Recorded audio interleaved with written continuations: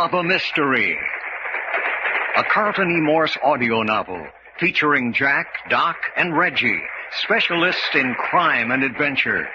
Now following the northwest trail of a missing millionaire, a killer cougar, and the Phantom Castle.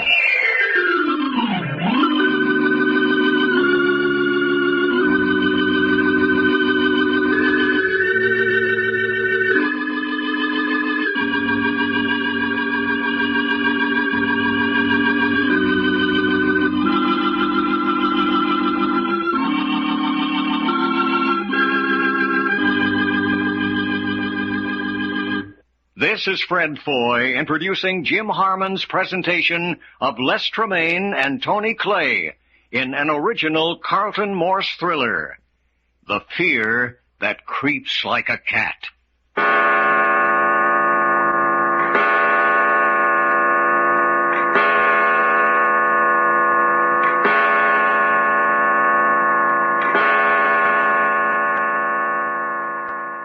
5 o'clock in the evening in a Seattle hotel somewhere on the edge of Lake Union. The three comrades, Jack, Doc, and Reggie, are at the jumping-off place in their new adventure. The new adventure consisting of a manhunt with $1 million at stake. They have been assigned by a big insurance company to bring back alive Alexander Archer, declared legally dead by order of the court. The court says he's dead. The insurance company says he's alive, and the three comrades have been assigned to the task of proving the insurance company right. The trio arrived in Seattle an hour ago by Stratoliner and registered at their hotel less than 20 minutes ago. Well, I'll tell you hombres one thing. We're working for the right people. Look at the size of this room. You could swing a hipponoceros by the tail in here. Hey, Jack, you're sure this here's a hotel we was told to come to? This is it. Well, doggone, if it's going to be like this, I hope our manhunt don't go no further than right here in Seattle. Not a chance. What you mean, not a chance? This afternoon, or tomorrow morning, we get a telegram from the insurance company in New York, and we're on our way. On our way where? Into the wilds of the Pacific Northwest. Is that all the information we got? Until the telegram arrives. I say, Doc, look here. We'll ride over Lake Union. We are? Well, I'll be doggone. Jack, we're on the second story right here over the lake. How about you two getting changed? Changed? Well, you can't go down to dinner here looking like that. Is the victuals we eat on the company, too? Oh, by all means, Doc. Well, son, just watch me do some expensive eating. Say, that insurance company don't care how it spends its money, does it? It'll be worth it to them if we bring Alexander Archer back alive. Yeah. Imagine them giving one man $1 million worth of insurance money. Well, it was all right when they did it. Archer was one of the most substantial men in New York. Then last year, he lost his pants in a series of financial disasters. Yeah, I know that. And I still say $1 million smackers is a lot to put on one man. If I had... Hey, company. I'll get it. Oh, please. I'm sorry. Hey, don't be sorry. Come on in. How dare you? Well, doggone it. What you go rapping on people's doors for if you don't want to come in? What is it, Doc? A babe and a honey, what I mean. You're insulting. I made a mistake. Oh, no, you didn't. No. Come on in here. Help! Help! There. You let go of me. Look at what I got me, Jack. You fellas can fish for your own. Doc, are you crazy? Well, look at her and ask me that again. But I say, grabbing girls out of the hole? What kind of gorilla have you got here anyway? What's it all about, anyway? I came to your door by mistake, and this... Sippy cat's a good word, sugar. Doc. If you'll please open that door. Oh, no, you don't. Doc, behave yourself, will you? Quite. This is no time for romance. Romance, my grandma. This little old she-girl's a carrying a shooting pistol. That's not true. Look at the shape and sag of her coat pocket and tell me if it's true or not, Jack.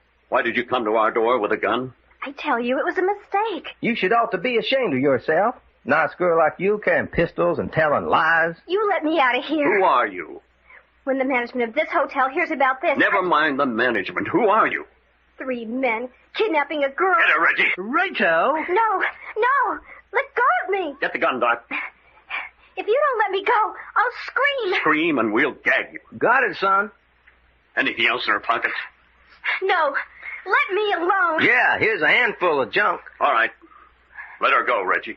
You'll be sorry for this. Sit down. Oh. See that she stays down, Reggie. I want to see what Doc's got here. 3 great, big, brave men. Nevertheless, you heard what Jack said. Nothing but a lot of female junk. Powder puff wrapped up in a hanky, lipstick, bunch of keys, compact. Here, let me see that. Compact? Yes? Help! Help! That's it. Keep your hand over her mouth, Reggie. Quite. Now sit there and act like a lady. Find anything, Jack? Yes. Look at this. Telegram. Telegram? What's it say? From New York to Linda Joyce. It says, Packard, Long, and York arriving Seattle today. Will register at Crawford Arms Hotel. Stop the sign, Nick. Well, what you know? But I say, Jack, no one was supposed to know about us arriving in Seattle. Apparently everyone knows about it. Take your hand away from her mouth. Righto. You're Linda Joyce, I suppose. Supposing I am. How did this Nick person in New York know we were arriving in Seattle? How do I know? Why does he want us stopped? Yeah, and what's he mean, stop? When the police hear about you kidnapping and manhandling me, I think you'll be stopped plenty. This will never get to the police, and you know it. You think not? I know it won't. Who are you spotting for? I don't know what you mean. Oh, yes, you do. You came to our door to be sure we'd arrived and to get a look at us. That's not true. I think it is. I also think you felt pretty certain you'd get away with that gag about coming to the wrong door. Otherwise, you'd not be carrying this telegram around with you. Was it very smart of you, Sugar? Smart guys. Figure everything out. I say, Jack, there's one thing I don't like. What's that, Reggie? I don't like the way she's taking it. We've caught her with the goods, and yet she doesn't seem a bit worried. Yeah, what does that mean? She thinks of... There's your answer. Yeah, more the same kind of company. Reggie, keep her in that chair. Put your hand over her mouth. Doc, get behind the door as I open it. You betcha. Yes, I'm coming. We ready? Here goes. Good evening, sir. What do you want? You're Mr. Packard, aren't you? Yes? May I come in for a moment? Why not? Thank you. Okay, you're in. What do you want? So, my daughter is in here. Your daughter? That's right. By the way, would you mind having that young man standing behind me remove himself? I'm doing okay, Grandpa. Yes, but it makes me nervous to have someone behind me. Frisk him, Doc. You bet. Hold still, mister. Pretty desperate treatment, isn't it, gentlemen? Nothing bigger than a pocket knife on him, Jack. All right, but keep an eye on him. Now then, who are you? What's your business?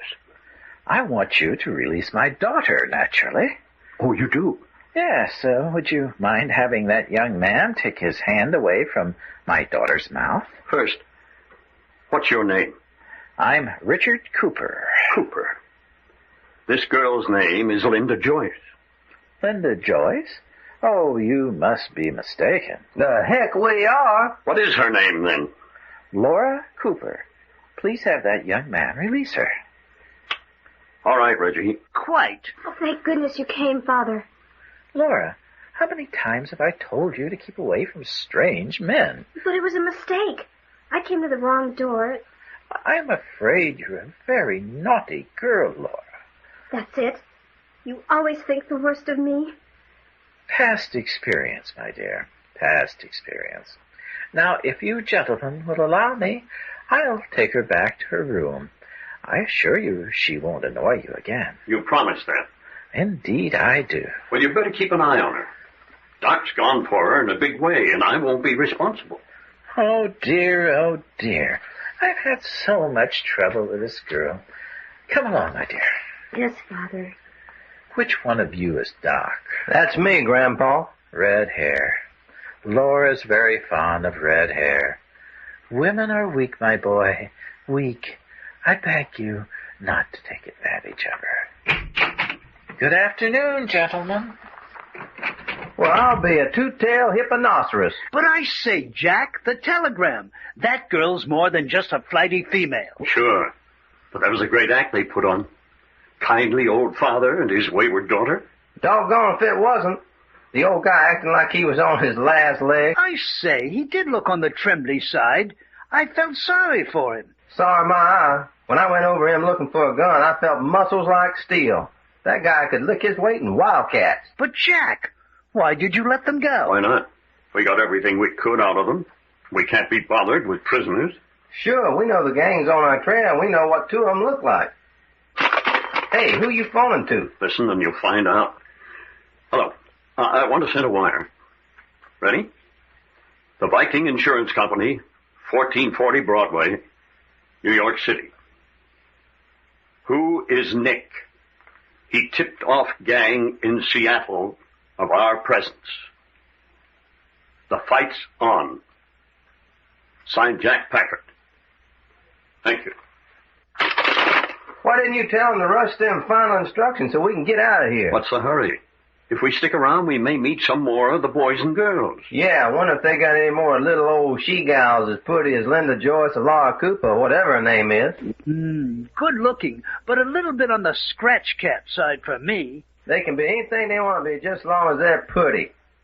Boy, did you notice how she filled out that dress she was wearing? Doc, listen. Hey, somebody's picking our lock. Get over there by the door, Reggie. Doc, get in the bathroom. Okay, son. Give me the gun. Okay. Catch. Hey, they've got it open. Watch. All right, stick 'em up, you mugs. Hello, boys. Shut the door. What can we do for you? We'll take care of that. Where's the third guy? What third guy? I got this guy covered. Sam blast that guy by the wall if he makes a move. I say, a bit drastic, don't you think? Shut up. Mac, look in the bathroom for that other mug. 3 tough boys. Shut up. Anybody in the bathroom, Mac? I got him, Jack. Get him. Get him, Reggie.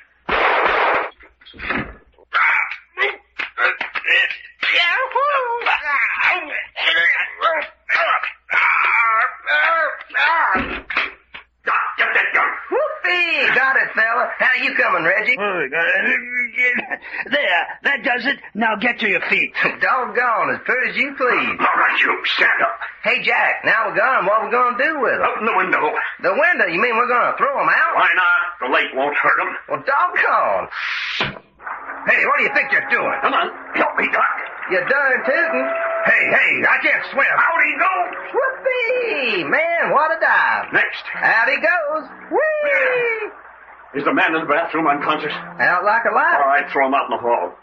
He might drown. Who is it? Hurry! Let me in quick! What do you want? They're going to kill me! They're going to kill me!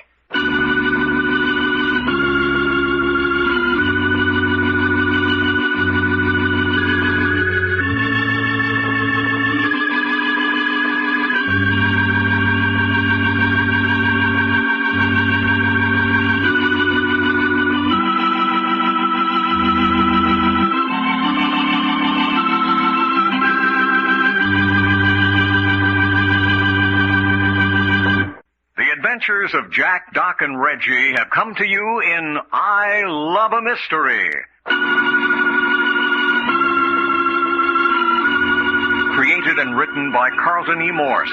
Scripts copyrighted by Morsel Co. Incorporated.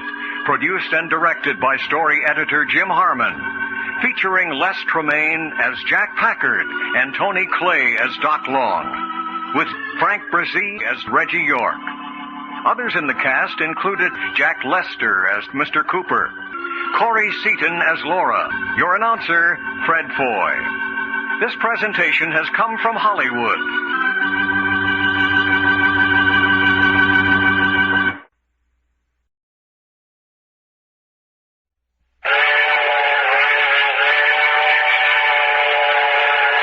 I Love a Mystery.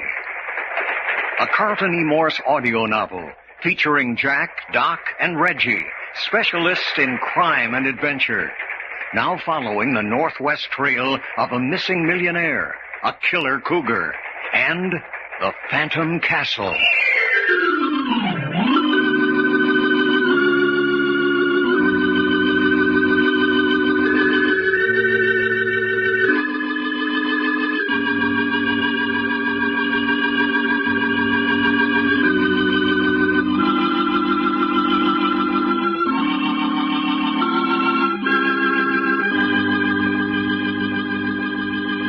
This is Fred Foy introducing Jim Harmon's presentation of Les Tremaine and Tony Clay in an original Carlton Morse thriller, The Fear That Creeps Like a Cat.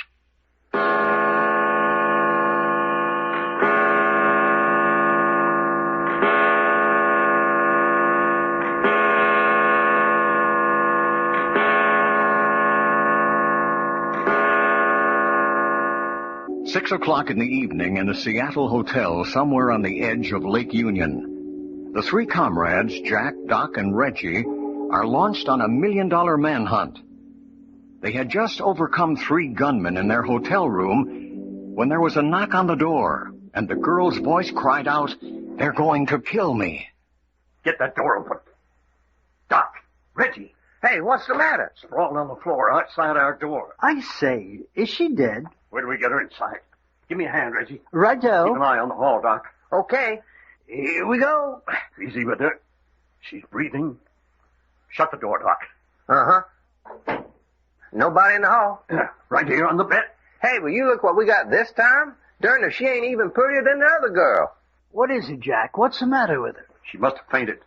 Doesn't seem to be anything else the matter. Well, that's a relief. Looky, son, did you ever see anything prettier than them long eyelashes? I'm more interested in who she is. And why she came screaming to our door, saying they were going to kill her. I'd just like to see anybody try killing her. You know, Jack, all my Texas chivalry... Forget your Texas chivalry and go get a glass of water. Just the same if I can fight for this little old gal's honor. Will you get me a glass of water? All right, all right. Help me get her out of her coat. Right. Hold her up a bit. There we are. See what you can find in her pockets. Dressed a bit on the expensive side. Yes. Look at that diamond on her finger. Water for baby, Jack. Yeah. I say, Jack, here's a letter addressed to Jeanette Archer. Archer. Here, let me see that. Quite. Hey, look. We're hunting for a guy named Alexander Archer. Of course. Wonder if Curlylocks here is any relation. Jeanette Archer. Do either of you remember the insurance company saying anything about a girl by that name? Heck, I don't remember half them insurance guys told us. Pour some of that water on this towel and bathe her forehead, Doc. Now you're talking, son. That's a job I'd really like. I wish those final instructions from the insurance company would get here so we could get out of Seattle. Oh, I don't know. We ain't gonna find any gals as pretty as this up yonder in the woods. But couldn't we go without the information? I'm going to chance it if they don't hurry up. She ain't showing no signs of coming around. Give her time. Haven't we got all the important information we need? We know that Alexander Archer had a $1 million insurance policy. We know that on evidence presented by his estate, he was declared dead by the courts, that the insurance company still thinks he's alive and hiding somewhere up along the Canadian coast. Yeah, and it's our job to bring him back if he is alive. And now we know more than that. I say we do. Well, we know that there's a group of people mighty anxious not to have us go on with this manhunt. Ain't it the truth?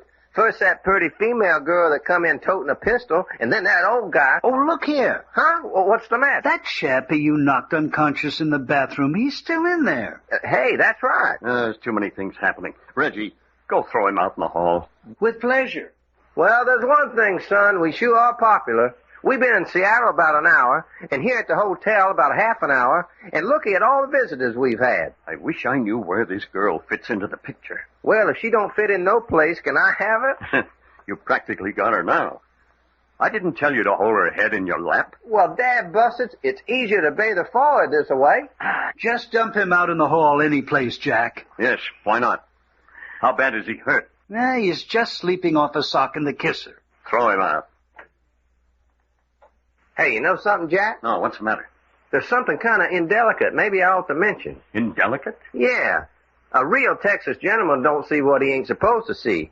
But when we picked up this pretty little old honey out yonder in the hall... Well, what about it? Well, fella, to tell you the truth, if you was to look, not that I think you should, you understand, but if you was to look, I bet you money you'd find a little old stabbing knife strapped to this baby's leg just about a right neat. You're sure? It was an accident. I just couldn't help seeing it. Oh, don't be a hypocrite. Jack, I ain't no hypocrite.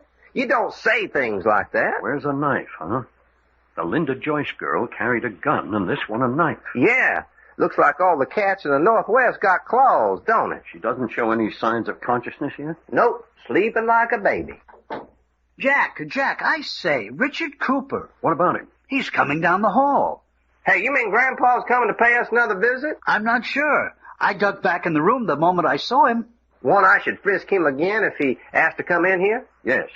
Just leave the wet cloth on the girl's brow and get over by the door. Ain't much fun holding an unconscious girl head in your lap anyway. I was wondering whether that was romance or your mother instinct, Doc. How would you like a bust in the eye? Doc, you're behind the door. Reggie, You open it. I'll have him covered. Company's here. Open up, Reggie. Gentlemen. I say, it's Mr. Cooper, Jack. What does he want? May I come in? He wants to come in, Jack. All right. Please, step in, Mr. Cooper. I'm afraid I'm getting to be an awful bother. Hold still, fella. Here, are you behind me again? Looks like it, don't it? Keep your hands out in front of you, Cooper. Am I subjected to this indignity every time I come into this room? It's not a bad idea. Nope, he ain't carrying nothing, Jack. What in the world gave you the idea that I might be armed? Everyone else visiting us has been. By the way, as I came down the hall, I noticed something rather unusual. That so? Yes, the body of an unconscious man. Rather out of place in a hotel of this distinction. Did you call the management? No, I never like to get mixed up in unpleasant matters of that nature. Besides, the management is upset enough as it is. 2 men dived into the bay from someplace up on this floor. Dived in my grandma. We throwed 'em in. Is that so? They said they dived in. Well, never mind that. What do you want this time, Cooper? I came for my daughter. I say, your daughter? Yes, she's a little bit eccentric. She has fainting spells. Fella, you're just lousy with eccentric daughters, ain't you? I beg your pardon. That's what I said. First we grab a gal carrying a gun. In her pocket's a telegram saying her name's Linda Joyce. You come along and say her name's Laura Cooper. Next we find the girl outside our door in a dead faint after yelling somebody's trying to kill her. And in her pocket's a letter saying her name's Jeanette Archer. And now you say her name's Cooper. That's right, Brenda Cooper. Now, if you'll allow me to carry the child back to her room... Hold it, Cooper. You mean you're not going to let me have her? That's right. But this is outrageous. Maybe. But the child needs medical attention. Besides, I object to leaving my daughter in this room with 3 strange men. How do you account for the fact she's carrying a letter with the name Jeanette Archer? Easily. Jeanette Archer's a friend of hers. In fact, they're roommates at college. That sounds silly. My good man, are you going to let me take my daughter back to her room? Or will I be obliged to call the police? Say, that's not a bad idea. Now, see here. I don't want trouble with you men. I'll admit my daughters are a bit wild. I'm not holding you responsible. Don't move or open your mouth, Cooper. A gun? Yes, a gun. Doc, open the door a crack. If there's any funny work, Cooper's going to be sorry. Okay, fella. Hey, it's a bellboy. He's got a telegram. Take it and close the door. Sure. Thanks, son. Here you are. Got it? You bet you. Reggie, look up the number of the police department. Get them on the phone. Now, don't be hasty. You're the one who suggested it. I had no intention of calling them. In fact, I have every good reason for not calling. You ain't kidding now, mister. Yes, my daughter's names have been in the papers before. Nothing serious, you understand. Wild parties. Please save them any further notoriety. Here it is, Jack. Get them on the wire.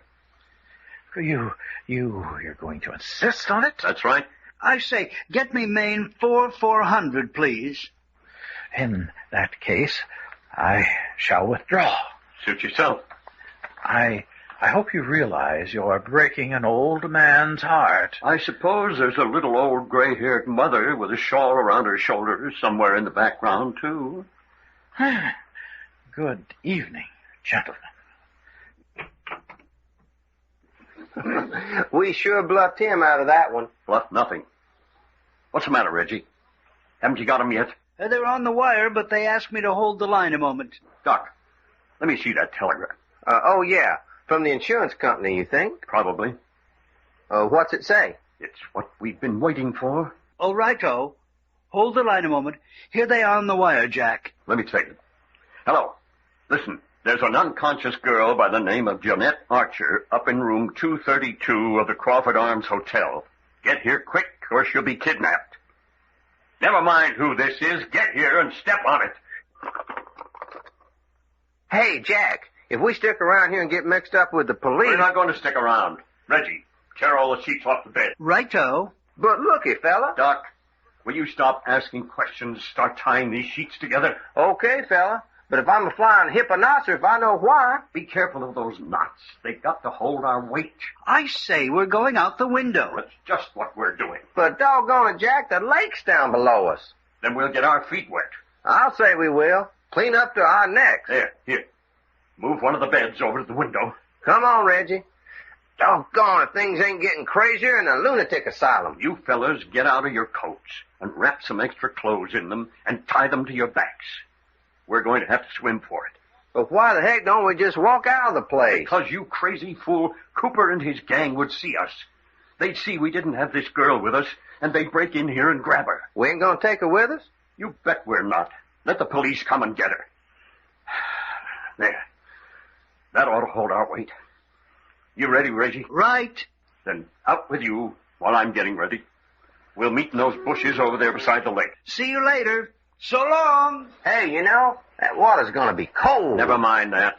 Watch Reggie. As soon as he drops into the lake, you go down. Dad, rat it. I know these britches are gonna shrink if they get wet. Where do we go from here, son? There. I'm ready. There's a motorboat waiting for us down on the Puget Sound. Reggie's down. Here I go. Hurry up. You bet. Motorboat, huh?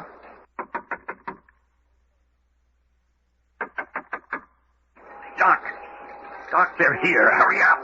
Hey, Jack. Something's giving way. Look out! Oh, that's beautiful. Now I've got to dive.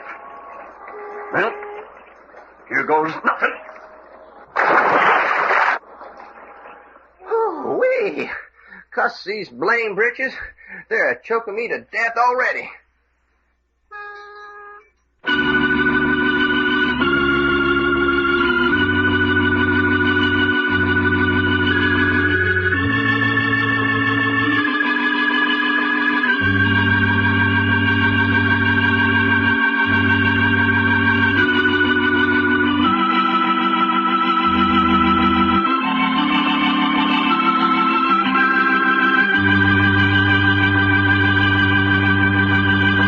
The adventures of Jack, Doc, and Reggie have come to you in I Love a Mystery. Created and written by Carlton E. Morse. Scripts copyrighted by Morsel Co. Incorporated. Produced and directed by story editor Jim Harmon. Featuring Les Tremaine as Jack Packard and Tony Clay as Doc Long. Consultants Frank Brzee and David Lloyd. Your announcer, Fred Foy. This presentation has come from Hollywood.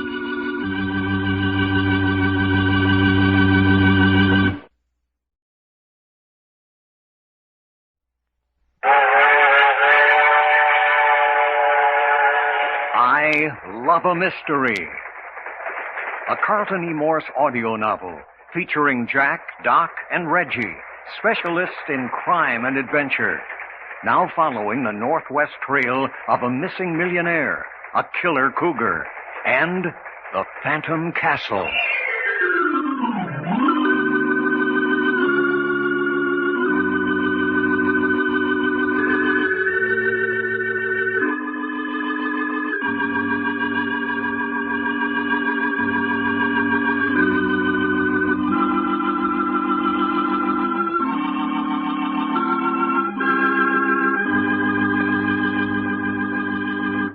This is Fred Foy introducing Jim Harmon's presentation of Les Tremaine and Tony Clay in an original Carlton Morse thriller, The Fear That Creeps Like a Cat.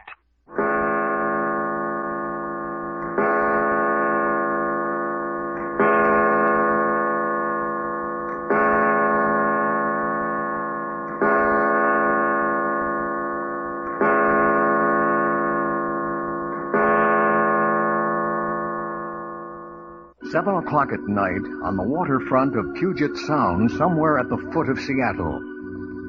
On evidence presented by the estate of Alexander Archer, the courts have declared him legally dead, but the insurance company believes him alive and have hired the 3 comrades to find him and bring him back alive. There's a $1 million insurance policy on his life, and there is a vicious and well-organized gang trying desperately to block the search for him.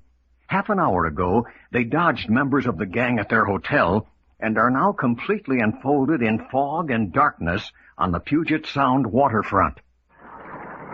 Hey, I suppose you know where we're going, Jack? Well, we must be almost there. We keep walking along the dock until we come to a warehouse saying, Belts Iron Foundry Loading Dock. Well, that's silly. How are we going to see Belts Iron Foundry Loading Dock when it's so dark you can't even see the hand in front of you? That's why I stopped at the drugstore and bought these flashlights. A lot of good they do. We're on our way to the... On our way where? I don't know. The telegram said we'd find a motor launch waiting for us at the dock. Well, if we ever find it... Hey, Dad, blast it. Oh, I went and stepped into something. Well, if there's anything for miles around to step in, I'm the fellow that steps in it. Oh, take it easy, old boy. Well, blast it all anyway. You don't know where the launch is taking us? Nope. We're going to be run across Puget Sound to some little town, and after that, we're on our own. Sounds a bit indefinite. Well, after all, that's our job. If the insurance company knew where Alexander Archer was, they'd go get him themselves. Well, what makes them think he's up in this part of the country? I don't know, but they must be right. Because if we were on the wrong track, we wouldn't be having so much trouble with the gang that doesn't want us to find him. Hey, I hadn't thought of that. Hold it. What's this warehouse say? You tell me. Well, there's something up there. I can't read it. Hey, Doc, you're the lightest. Climb up on Reggie's shoulders. Hunch over, Reggie. Come on, Doc. Think I'm some kind of a squirrel? Hey, hold still, Reggie. I say, get your knee out of my neck. I'll hang on to your feet. Now, stand up. Yeah, so when I fall, I'll light on my head. Doc, will you stop horsing around? All right. Can you see? Yeah, just a minute. Yeah, it says Belt Iron Foundry. All right, this is it. Jump down. Yep. What we need in this outfit is a trapeze performer. Well, there's supposed to be a pier right out the front. The launch should be tied out there. I don't see no pier. Well, it's there. Come on. First thing you know, we're going to be up to our armpits in the Pacific Ocean. Not ocean. Puget Sound. Well, it's just as wet. We would have to pick a foggy night. Stop grumbling. Will you? Why? That's all I want to know. Just plain why. Because I'm tired of hearing you. That reason enough? Reckon so, son. All you got to do is give me a reason. Hey, ain't them lights ahead? Down close to the water? Quite. This must be it. Watch out for steps going down to the water. Fall down and bust your necks. I hope you do. Well, I probably will. Oh, shut up. Hey, you! Who said that? Here, you, Jack Packard. That's right. The launch is right down below. Watch the steps. Follow right behind me.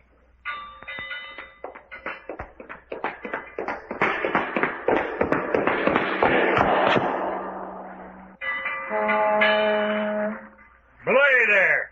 All right, into the boat with you. Can't see a darn thing. Just step down. You're all right.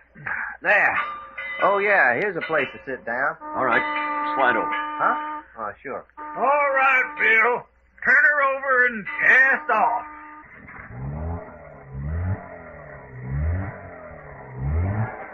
Well, fellas, we're on our way. How much of a trip is it? Huh? You, talking to me? Yes. How much of a trip have we got ahead of us? Oh, a couple of As hours. soon as we get across, we'll find a hotel and get a good night's sleep. Hey! Hey there! Come back here! You got the wrong boat! You got the wrong boat! Come back! I got the boat you want! Hey, what does he mean? Yeah, what does he mean we got the wrong boat? Crazy old fool. That's crazy French. Every time any other boat on the Sound takes out a load of passengers, he acts like that. Always trying to get a load for his boat. Is that what it is? That's it. Sure acted plenty unhappy. Can't stand here talking. Gotta go back and take over. Jack, Yes. you don't suppose we could have taken the wrong boat, do you? That's what I was thinking. Hey, you think... And I'm also thinking this is a fine time to find out about it. Well, what are we waiting for? Let's do something about it. Sit down, Doc. But look it, fella. Sit down, will you? Let's figure this out. Well, I didn't mind telling you I don't like it. This man in our boat called me Packer. So he was expecting us all right. But see here, Jack, we haven't made a move so far that Cooper and his gang haven't known about beforehand. I know that. But How could they have found out about our orders to come to the waterfront? We only got the telegram about 10 minutes before we left the hotel. Well, maybe they seen the telegram before it was brought up to us. Or that chap back in New York might have wired them. He certainly warned them about us arriving in Seattle. Could be done all right. Well, then, doggone it, let's make these hombres turn this boat around. We might try. What you mean, try? There's only 2 of them and 3 of us. If they're part of the gang, they're armed. We're not. They could shoot us down before we could move. In the dark? They couldn't hit the side of a barn. What do you think, Reggie? I'm for it. Doggone right. All right. Here we go. You move and you're dead men. All of you. Hey, who said that? Never mind. Just don't move. Well, you long-eyed sippy cat. Yeah, quiet. What about it, Jack? Are we going to sit here and take that? Looks like it. Well, I'll be a 2-horn blue jay. Doc, Huh? cut it out. You mean we ain't going to do nothing? That's right. Now you're talking sense. Just relax and enjoy the ride. Well, I don't mind telling you, fella. I just plain don't like your face. How do you know? You ain't never seen it. I can tell by the tone of your voice I don't. You talk too much. I ain't begun to say what I'm a-thinking. That's so. Yeah, that's so. And there's something else I just thought of, Jack. What's that? Well, looky, can you see this hombre we're talking to? Nope. Well, neither can I. Can you, Reggie? No, I can't. And I've barely near strained my eyes trying to. Okay. If we can't see him, then how the heck's he seeing us? Sure, and if he can't see us, how's he going to shoot us? One of you bozos make one move. Yeah, what do you think's going to happen? Come on, try it. My trigger finger's just itching. You think he's bluffing, Jack? Your guess is as good as mine. Well, why don't we chance it? At least we'll get some action for our money. You got ants in your pants, Doc. Yes, I have, Dad, blame it. Now, you and Reggie can sit there like a couple of pumpkins.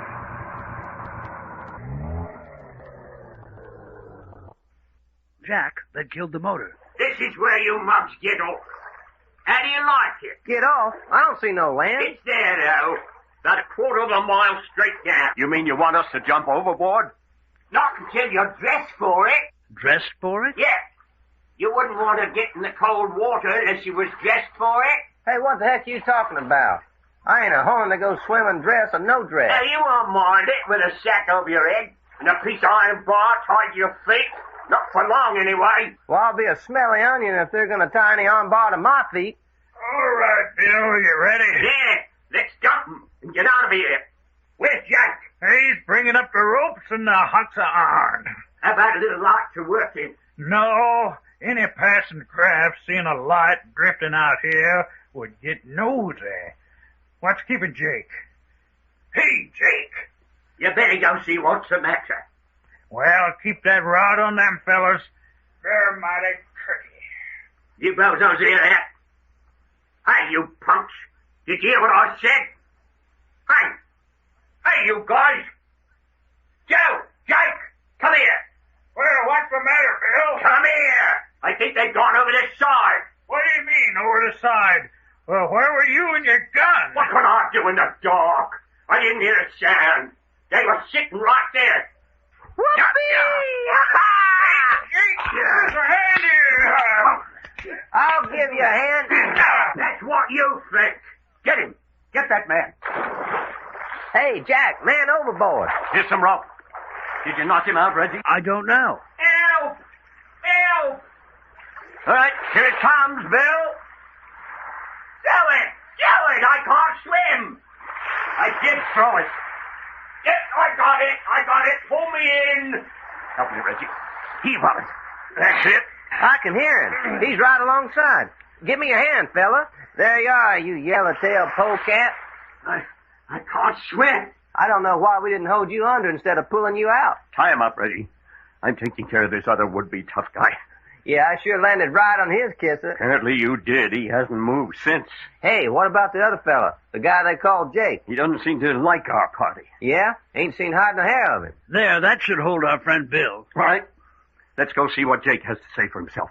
You betcha. Shuckins, that other fight didn't hardly get my blood circulating. Hey, Jake! Come on out. You might as well give up. Yeah, fella. All's out and free. Here, wait a minute. If we turn on some light, he'll be easier to find. Yeah, if we know where they are. Hey, what's making them big waves? Oh, Doc! Reggie! Jump! Hey! Run down! Look out! Look out! Jack? Reggie? Bill, Everybody all right? Yeah. Well, I can't touch bottom, if that's what you mean. I say, what hit us? Big freighter. Went right on. Didn't even know it. I say, what about Bill and those other two? Well, that's their hard luck. The question is, what about us? Well, if we got to drown, I don't know any prettier place than this here Puget Sound.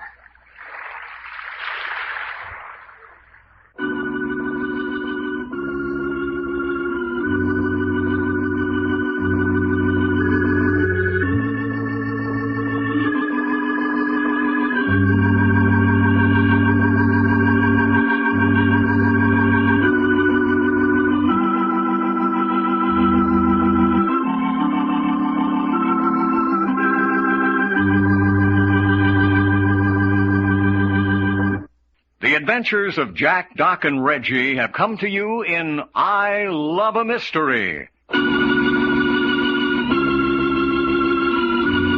Created and written by Carlton E. Morse.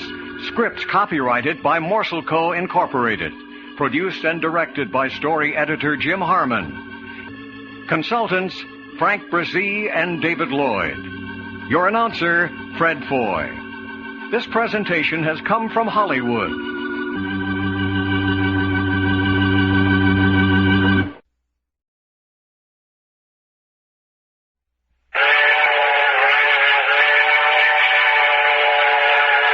I Love a Mystery. A Carlton E. Morse audio novel featuring Jack, Doc, and Reggie, specialists in crime and adventure.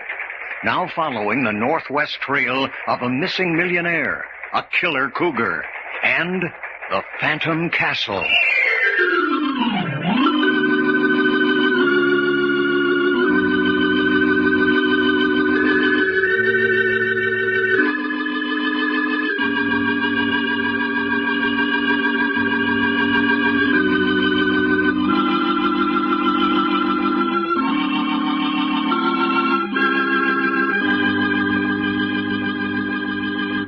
This is Fred Foy introducing Jim Harmon's presentation of Les Tremaine and Tony Clay in an original Carlton Morse thriller, The Fear That Creeps Like a Cat.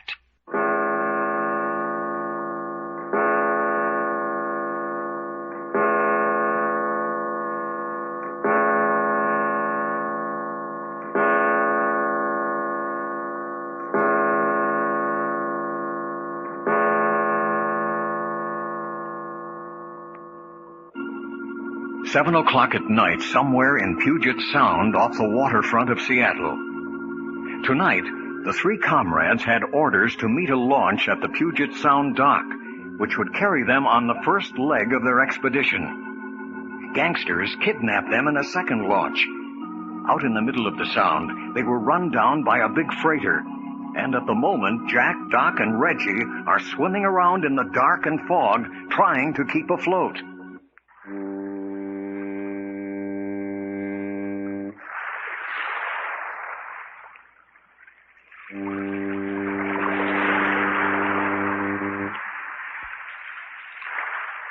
Well, there goes my underdrawers. I could be arrested for what I ain't got on. Save your breath.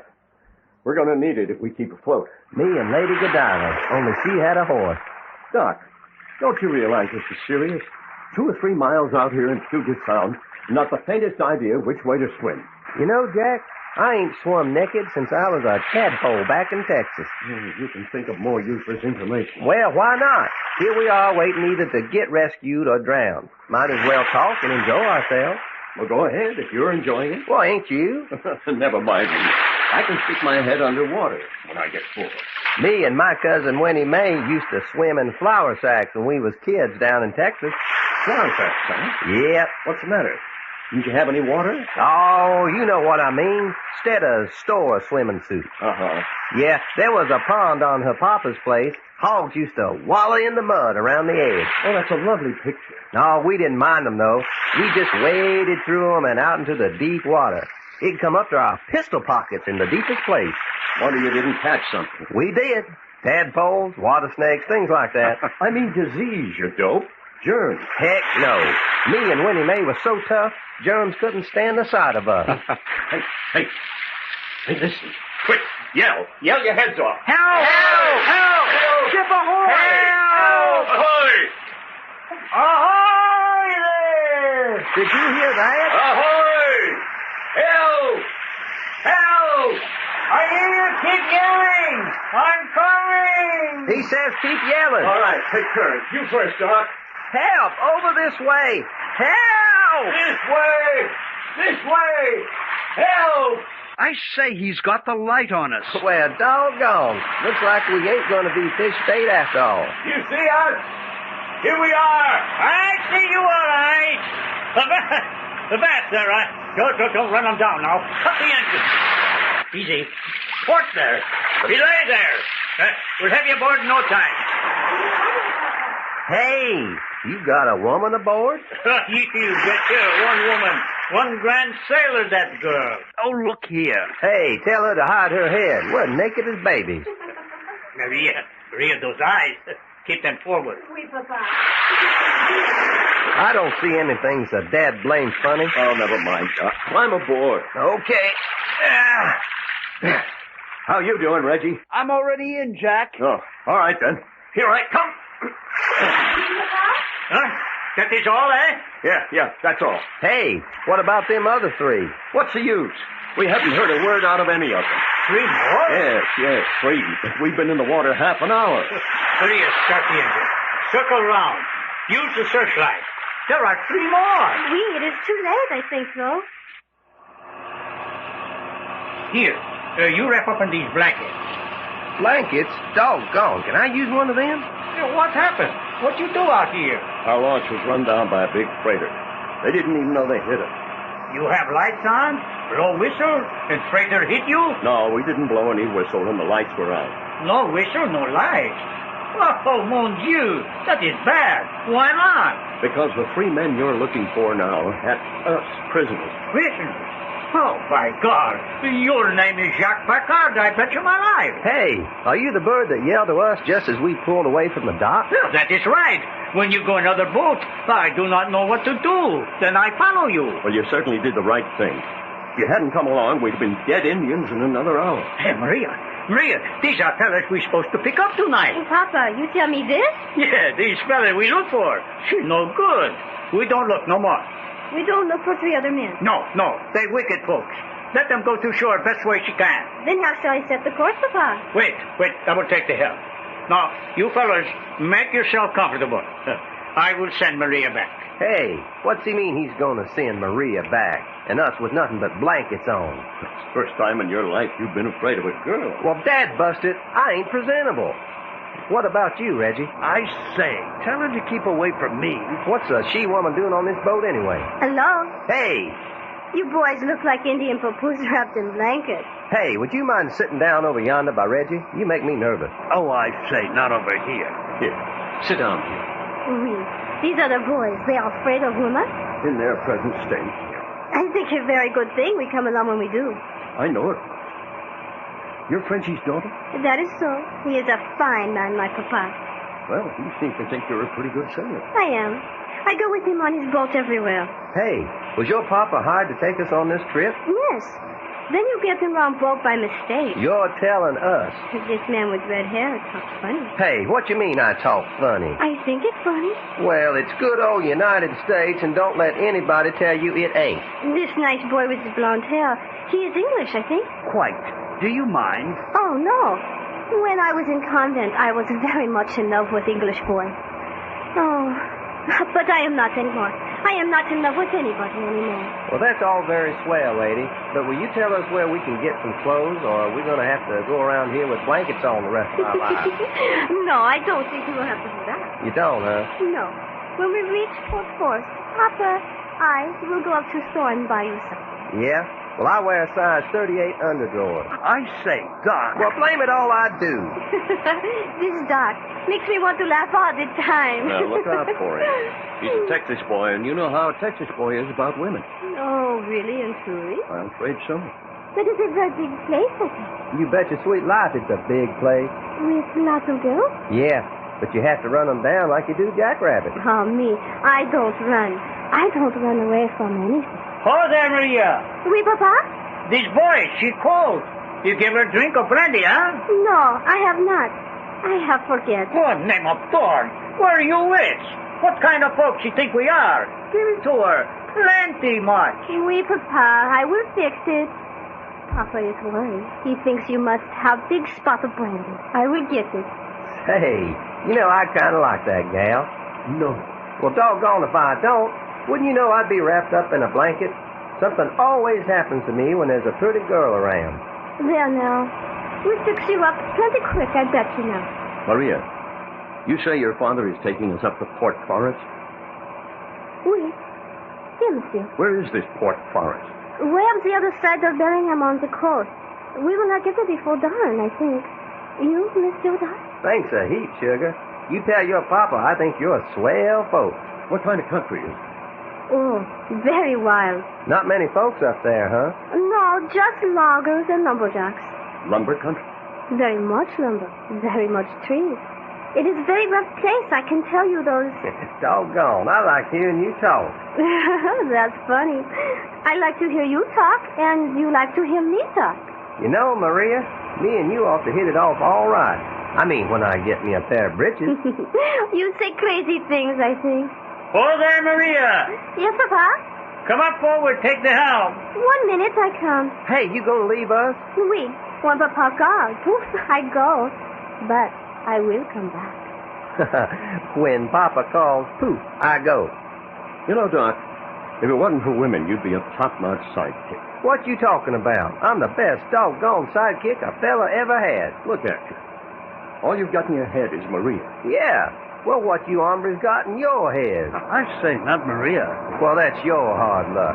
Hey, looky, I just thought of something. Have we got any money? What do you mean, we? Well, I ain't. Every cent I had is in my breeches pocket, floating somewhere out there. What about you, Reggie? I say, not a cent. Well, ain't that a nice pickle? Well, I guess it was lucky I was carrying our bankroll. I put it in my waterproof tobacco pouch and tied it around my neck. Well, Jack, you're so doggone smart it's disgusting. Sometimes I just plain don't like you. We'll need that cash. If we're going out in the woods, we'll need supplies. Oh, I know that. Just makes me mad, you being a wise guy all the time. Now, what's the matter with these fellas? She mad? No, he's just talking through his hat. What about it, Frenchie? Maria says we won't get to Port Forest before morning. That girl, Maria, she one smart girl. She knows this country like I do. Well, what happens when we get to Port Forest? You ask me? Yes, I'm asking you. Oh, that is bad. Why bad? Because me. I come back here to ask you same question. Oh, I see. You had instructions to take us to Port Forest, and that's all? That is right. Then I am to get next information from you.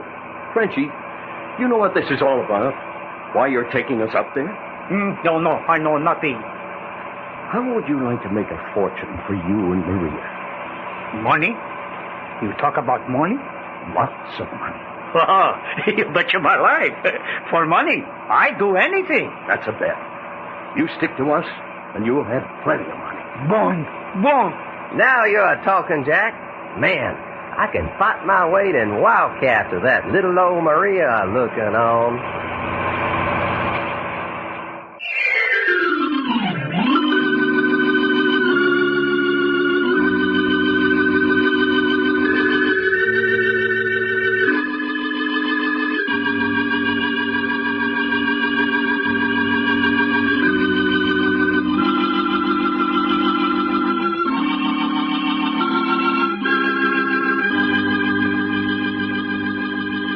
The adventures of Jack, Doc, and Reggie have come to you in I Love a Mystery. Created and written by Carlton E. Morse. Scripts copyrighted by Morsel Co. Incorporated. Produced and directed by story editor Jim Harmon. Featuring Les Tremaine as Jack Packard and Tony Clay as Doc Long. Consultants Frank Brzee and David Lloyd. Your announcer, Fred Foy. This presentation has come from Hollywood.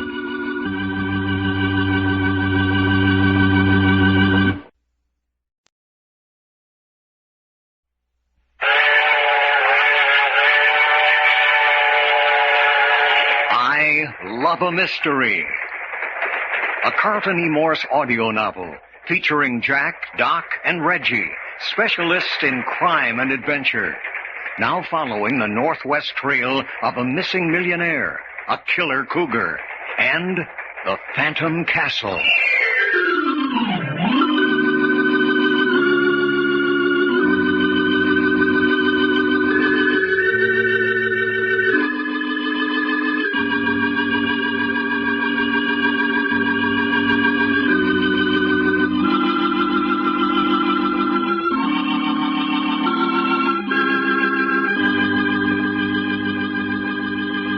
This is Fred Foy introducing Jim Harmon's presentation of Les Tremaine and Tony Clay in an original Carlton Morse thriller, The Fear That Creeps Like a Cat.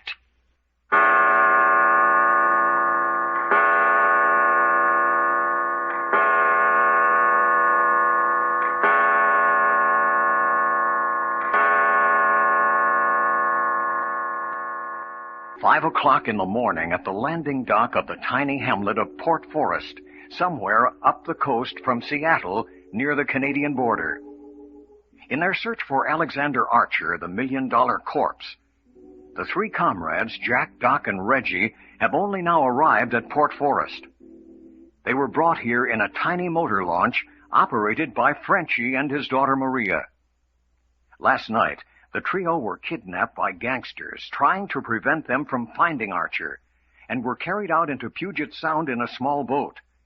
The boat was struck in the dark by a freighter, and Jack, Doc, and Reggie thrown into the water. They were forced to shed all their clothes to keep afloat. That's how Frenchie and Maria found them and rescued them, without a stitch between the three of them. Frenchie gave them each a blanket, and now here they are, docked at Port Forest at the break of dawn, shivering in their blankets. Billy, where's Frenchie and that good-looking daughter of his? Down that little hole they call the cabin. Well, doggone it, if there's any cabin, we should have it. We're the ones without clothes. 3 of us couldn't possibly get in it. Well, 2 of us could. Look at the hair on my legs, frozen stiff. Break 'em off like icicles. Well, anyway, it's getting light enough so we can see where we are. So that's Port Forest. Where's Port Forest? Well, at least there's a few buildings scattered about up there. Don't look very appetizing to me. Well, don't forget, we're a long way from civilization. Port Forest is the last outpost on the edge of the wilderness. Hey there, Maria. Up on deck with you. Those fellas, she plenty hungry, I bet you. Huh. What's he yelling about? He said he bet we were hungry. Of course we're hungry. Well, will you look what's coming? Hey, food. You betcha my life, food. Maria, she one good cook. I think you need something very hot to warm you up, eh? Oh, you never said a truer word, Marie. Then we all gather round. Plenty tea, plenty hot bread, plenty meat. Boy, howdy. Excuse my scanty panties, but I'm hungry. Oui, I'm quite used to you three in these blankets. Papa, don't eat so fast. Yeah, Maria, she very snooty young lady. She go to convent. Ah, Reggie, did you ever taste anything so good in your life? A bit all right at that. You bet your Sunday britches it's all right. You talk about the breeches? You're darn tootin' we are. I swear to my grandma, I never did know before how much comfort a pair of pants was to a fella. When we have finished eating, Papa and I will go to the store and buy you some more. You mean there's a store up yonder? Oh, one fine store. She got everything in the world. That store, everything. This is Port Forest, isn't it? Sure thing. Sure don't look like much. What's up there? Big sawmill behind those hills. Big general store. 3 liquor stores for the lumberjacks when they come into town on Saturday night. Oh, I see. Plenty liquor, plenty girls, plenty fun on Saturday night, you betcha my life. Papa, we do not stay here Saturday night. Oh, by God. What do you mean we do not stay here Saturday night? No, we put out from shore on these boats Saturday night. Ah, that is woman for you.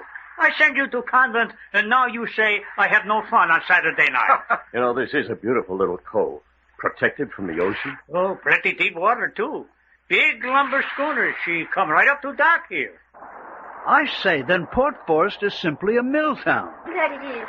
All the men are at the mill or in the woods now. Are there any other towns in this vicinity? Not for maybe 100 miles in any direction. Hey, this place is 100 miles from any town? And that is not all.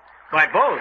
It is only one way to get in here. I say, we are isolated. 100 miles from the nearest town and can only get in here by boat. You wasn't kidding, Jack, when you said we was on the fringe of the wilderness. Papa, we go now, eh? Yeah, Maria. There's still tea in the pot? No, we leave that for these three. Here, there's plenty more. No, we go buy you breeches. Come, Papa. What you do with a girl like that, huh? She thinks she's my boss, maybe, huh? Well, wait a minute. You want some money? Huh? Oh, you got the money? Yes, I managed to save our grub stake. How much will it take? For 3 outfits? $50. Papa. Well, for 3 outfits, $50. Monsieur, you give me $25. I will bring you back 3 outfits. Hey, there's a lot of difference. Yeah, you see? That's what I get for sending these girls to convent. Here you are, Maria. We will not be long. Come along, Papa. Yeah, someday I show you who is boss here, I think. I'll be smelly name if that old boy wasn't going to charge us double. Oh, we'll be all right as long as we have Maria to keep him in line. Doggone, ain't life wonderful? A full stomach and pretty girl, eh, Doc? Bet your life, there ain't nothing else a fella could want. I'm beginning to get the lay of the land. If Alexander Archer is in this part of the world, and Port Forest is 100 miles from the nearest civilization, then he's got to come here for his supply. Hey, then all we got to do is stick around Port Forest until he comes in to buy something. No, it isn't going to be that easy. Why not? Well, first, he probably buys supplies for 6 months at a time. And then he probably doesn't come in Port Forest himself. You think he don't? Not if he's really in hiding. Even in this out-of-the-way place, someone might spot him. At least he'd rouse curiosity and people would talk. Then we're just going to have to track him down. Yeah, looks like it.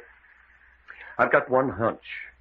It may not turn out if I can get well enough acquainted with the storekeeper up there to get him to let me look at his books for the past 6 months. Quite. Find all the people who have bought large amounts of groceries during the past year. Might lead to something. Hey, fella, what about the gang that's been trying to stop us? You think we throw them off our trail? No, that's too much to hope for. What you mean too much? Shucks. Me, I hope we ain't. You hope we haven't lost them? Of course I do. The little set-to we had with them in Seattle and Puget Sound last night wasn't even a good beginning. Oh, feeling your oats, huh? Well, all I got to say is, get me a pair of breeches I can put on and then let the fireworks start. Jack, I say, someone's coming down the dock. Probably one of the natives. Huh? Where? Hey, well, anyway, it's a female native. Look at Doc's ears prick up. Hope she's worth a looking at. Hope she comes down here where we can get a good look at her. You're just full of hope, aren't you? Oh, got on clothes that we look like this part of the country. Yep, she's a-coming this way. Hey, Jack, why don't you look? Isn't one girl crazy monkey in this crowd enough? How do you go about meeting a new girl dressed in a blanket? She's dressed in a blanket? No, but I am. Worse luck. Hey, Jack, I can see her face. No. Yes, I can. You know who she is? No. Do you? You're doggone right I do. She's Linda Joyce. What's that? As sure as I'm a-standing here barefooted, it's that little old female we met back in that Seattle hotel. Well, there we are. What you mean, there we are? You asked if we were still being trailed by Cooper and his gang. It looks like they got here ahead of us. Man, oh man, ain't we got fun. If she didn't know it was us before, she recognizes us now. Yeah. Howdy, honey. Well, boys, welcome to Port Forest. Yes, a great place, isn't it? Wonderful country. But aren't you boys a trifle informal? What you mean informal? Ain't this Indian country? So I've heard. Well, ain't you never heard when in Italy do like the Italians do? I see. So you've taken to your blankets. That's right. What you leaning up there on that rail for? Why don't you come down and be more sociable? Why not? Oh, wait a minute first, though. You promise not to try and take me prisoner again? Of course not. Will we, Jack? No, we're not in the mood. All right. Here I come. Look out you don't slip. That plank's full of splinters. There. Sit down. Have a cup of tea. No, thanks. Too bad you boys left the hotel in Seattle in such a hurry. I was hoping to see more of you. No kidding. Really? Won't seeing more of us up here at Port Forest be just as well? Just as well. I suppose our old friend Richard Cooper is up here, too, huh? Oh, sure, he's here. Looky, Linda, that old grandpa ain't really your father, is he? Of course not. We did a beautiful father and daughter act, though, didn't we?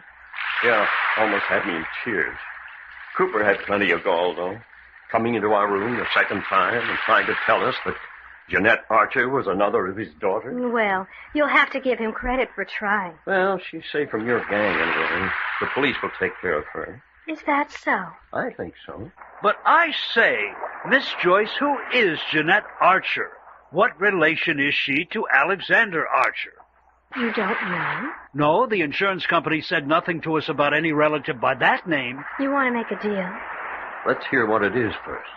I'll tell you who Jeanette Archer is if you tell me what became of the 3 men who took you out into the Sound in that other launch last night. You mean you're admitting that you were in on that deal to try to murder us? All's fair in love and war.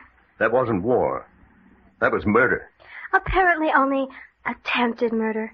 At least the 3 of you seem to be in fairly good condition this morning. What you mean, good condition? We ain't got a stitch of clothes to our name.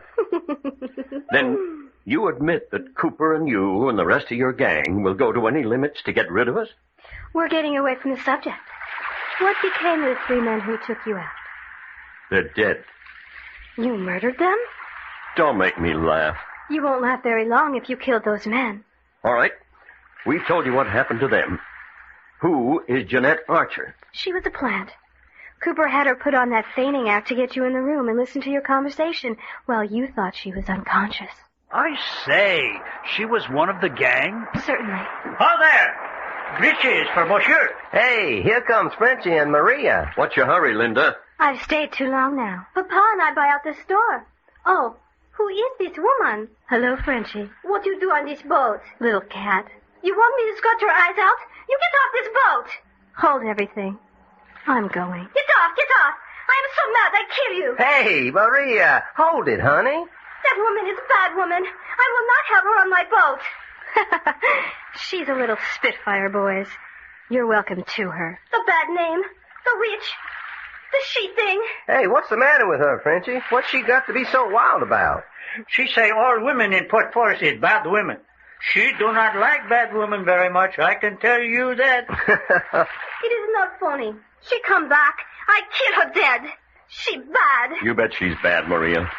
Frenchie, watch out for her and for anybody you see with her. What I do is... Because she's part of the gang worth fighting. She's one of those who tried to have us killed last night. By God, she do that? And Doc, Reggie, she lied about Jeanette Archer. I say, you know that? Certainly.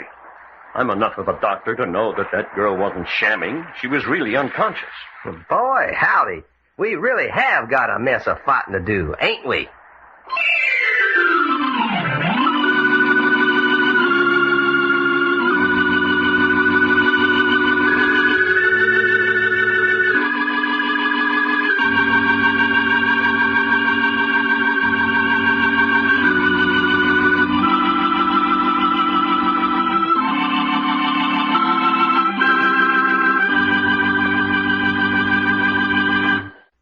The adventures of Jack, Doc, and Reggie have come to you in I Love a Mystery.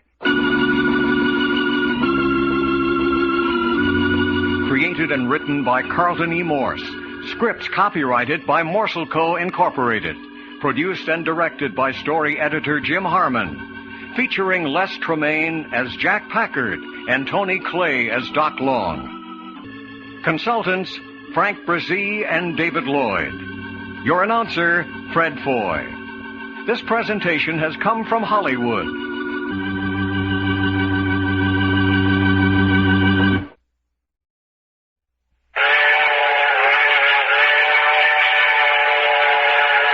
I Love a Mystery. A Carlton E. Morse audio novel featuring Jack, Doc, and Reggie, specialists in crime and adventure. Now following the Northwest Trail of a missing millionaire, a killer cougar, and the Phantom Castle.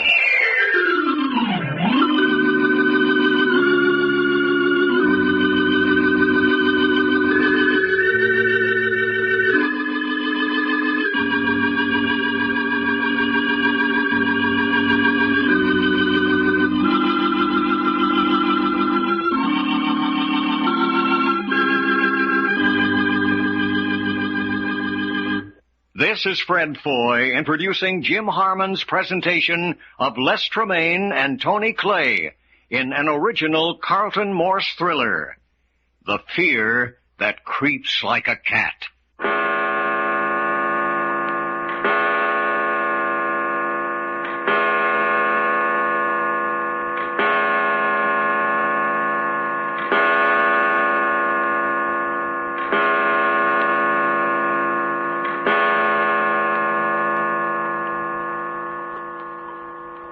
7 o'clock in the morning at Port Forest, a tiny lumber milling hamlet somewhere up the coast from Seattle near the Canadian border. Jack, Doc, and Reggie's search for the missing man, declared by his estate to be dead, is being hampered on every hand by a well-organized gang of men and women. The three comrades have fought their way up the coast to Port Forest, the only settlement within 100 miles in any direction and approachable only by water. Their only allies in this isolated settlement are Frenchie, who brought them here in his fishing launch, and his daughter Maria. Frenchie told the trio to meet him at the general store. Here she come now, Bud. How there, fellows? Well, here we are, Frenchie. Where Maria? She do not come? No. She said she'd stay on the launch. Oh, she mighty fine girl, that Maria. Oh, Bull, those fellows I would tell you about. This one, she's Packard, Jacques Packard. How are you, Bull? Any friend of Frenchie's is a friend of mine. Thank you. This here, she Doc Long. And welcome you are. Mighty done nice of you to say so, Bull, old fella. And this here's Reggie York. Hey, now, wait a minute, no. Who doing this, you or me? Sorry, friend. You betcha. Bull, white-haired kid, she is Reggie York. How do you do, Bull? Well, sonny, quite a lad you are, too. And that one, she got muscles. Bull, look out for her. Well, what about it, boys? Pour you like a little nip? Oh, I'm afraid not, Bull. Little too early in the morning. Early in the morning, late at night, it's good whiskey. That's right, Frenchie, huh? You betcha my life. Oh, I haven't any doubt of that. But right now, Bull, I'm trying to get some information. Well, you came to the right place, my boy. Nothing that's ever happened in Port Forest, or nothing that's going to happen, gets away from Bull McGinnis. I know every man, woman, and child in these woods for 50 miles around. Well, then you're just the man we want to talk to. And what is it you'd be wanting? Here, set yourselves up on the counter and be comfortable. Yeah, thanks. Do you keep an account book of the sales in your store? Carrie does. Who's Carrie? Carrie's me wife. And be careful how you speak her name, or you'll have her down on us mop and broom handle. She nothing to laugh at, that Carrie. She one holy terror. Hey, you talk about Bull's wife here like that? Carrie's as fine a setup of a woman as ever wore a skirt. But I will admit a little might handy with a broom handle. Bless her cantankerous soul. I say. Well, look, Bull, I'm very anxious to get a look at those books. You ain't got a Chinaman's chance, my boy. Why not? Carrie just won't have it. Couldn't you get them for us without her knowing it? Oh, by God, you ask Bull to put his head in the lion's mouth. You ask him to face Carrie McGinnis? Hey, she ain't as bad as that. Not a chance, me lad, not a chance. Well, now, how about telling us where they are and let us take care of getting them? What I tell you, Bull, these boys, she is not afraid of anything. Hey, looky, Jack. Bull here says he knows everything that's going on around here. Maybe he could tell us what we want to know about looking at the books. Maybe so. How about it, Bull? Do you remember making any large sales of groceries and supplies during the past 6 months? Well, lots of them. But I mean really big orders. Perhaps even 6 months' rations. There's nothing out of the usual. Prospectors, trappers, all sorts of folks living off from Port Forest get their stuff here. Only place they can get it. I say, this isn't going to be as easy as we thought. Well, I guess that's that. Oh, wait a minute. You say you know everyone up in these parts? I pride myself on it. Well, do you recall any stranger laying in heavy supplies? Why, no, I can't say that I have. Oh, my get-us! Oh, there she blows. We're sunk, all hands, and the captain. Bull McGinnis, you no-count Irishman. Oh, yes, me darling. Drinking up our stock of liquor. Well, bless your And life. at this time in the morning. You can smell me breath. I'll smell your breath with the whack of my broom handle. Oh, Harry, me love. Whoopee! Outside, all of you. Scum, carrion, no good. Oh, I say. Ah, whoopee! Every man for himself. That's a mean broom handle. This is far enough, boys. What? This ain't half far enough. Scalawags, now you see that you keep outside of this store. I say, she bally near broke that broom over my head. That's a pretty poor footwork, Reggie. Man, what a woman. Where did Frenchie go? He kept running. He must be down to the launch by this time. Doggone. Hey, Bull, come here. Yeah, it's all right, boys. Everything's under control now. Boy, when your little old wife goes to work, she means business, don't she? Best temper I've seen her in a week. I only got one black eye. Yeah, you usually get two? Yeah, but what's it all about, Bull? What do we do to make her so angry? I've been living with that woman for 20 years now, and I still don't know what riles her. Well, she sure was riled. No kidding about that. Well, let's get back to business, shall we? You see what I mean about getting the account books for you? You betcha. And we don't blame you none either. Hasn't there anything happened that you thought was queer? Hey, wait a minute. Hey, you got something? Wait a minute now. Now, about 3 months ago... Yes? Jake Sims, come in here with a wad of money and bought enough supplies to stuff an elephant. Who's Jake Sims? No count bum. Lives on a log hut over next to the timber, down at the end of the street. But I say, what was strange about that? Because Jake Sims don't never work, and he's always broke. And yet he suddenly comes in and buys a lot of supplies? Enough for a fella to live like a king for, 5 or 6 months. He bought them for himself? That's just it. Damn supplies melted away. After he bought them, he went on a week's drunk, and since then he's been begging meals around just like he used to. In other words, he bought the supplies for someone else and got drunk on the money paid him for doing it. Well, that's the way I figure it, yeah. Bull, where can we find Jake Sims now? Up at his place. He never gets up before noon. Well, just where is it? Well, not far. Just go to the end of the street here. Over across that stoppage, you'll see a log hut. And that's it. Thanks, Bull. If you see Frenchie again, tell him we'll be back at the launch in half an hour or so. Yeah, stop by the store on your way back. I'd like to buy you a drink. With Mother McGinnis and a broom standing by? Not me, fella. Wish you take it too much to heart. Carries the soul of hospitality. Well, she sure got a funny way of showing it. Shall we go, Jack? Yeah, just a minute. Bull, have you noticed any strangers in Port Forest the last day or so? Nope, I can't say I have. That is, except them show folks. Show folks? Yeah, they're going to put on a show down at the town hall next week. Couple of women. Half a dozen actor fellas. They're staying down at the King Charles Hotel. Thanks. We'll be seeing you later, Bull. Well, don't forget to stop by on your way back. I say, Jack, actors up here? I suppose it's possible. It might be possible, but I'll bet money they're not.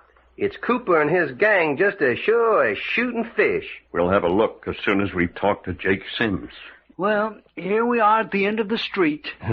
Some street, just one good block long, and weeds are growing up in the middle of it. There's a log hut. Huh? Where? Over there, where the timber line begins. I say, this path looks like it might lead over to... Okay, let's go. Man, will you look at them stumps.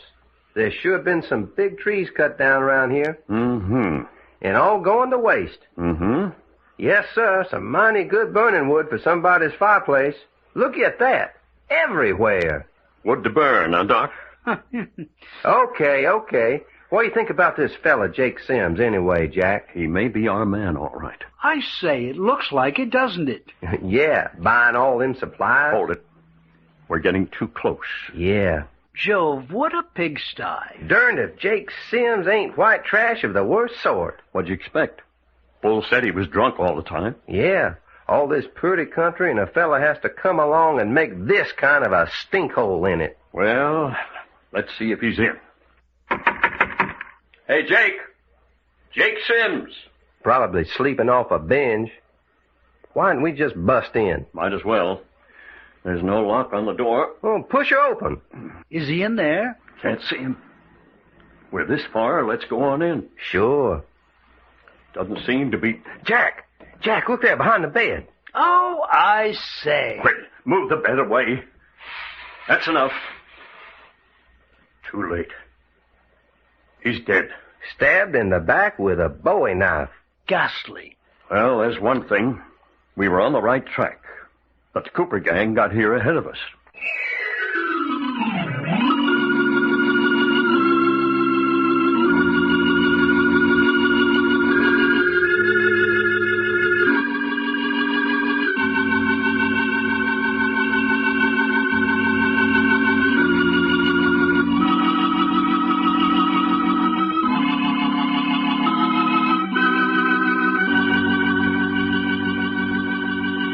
The adventures of Jack, Doc, and Reggie have come to you in I Love a Mystery.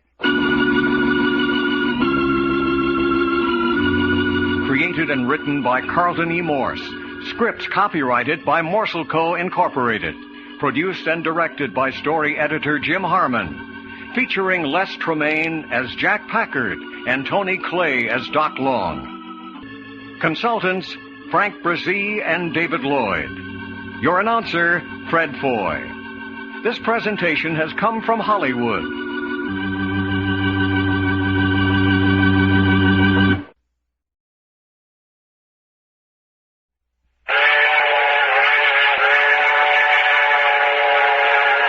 I Love a Mystery. A Carlton E. Morse audio novel featuring Jack, Doc, and Reggie, specialists in crime and adventure. Now following the Northwest trail of a missing millionaire, a killer cougar, and the Phantom Castle.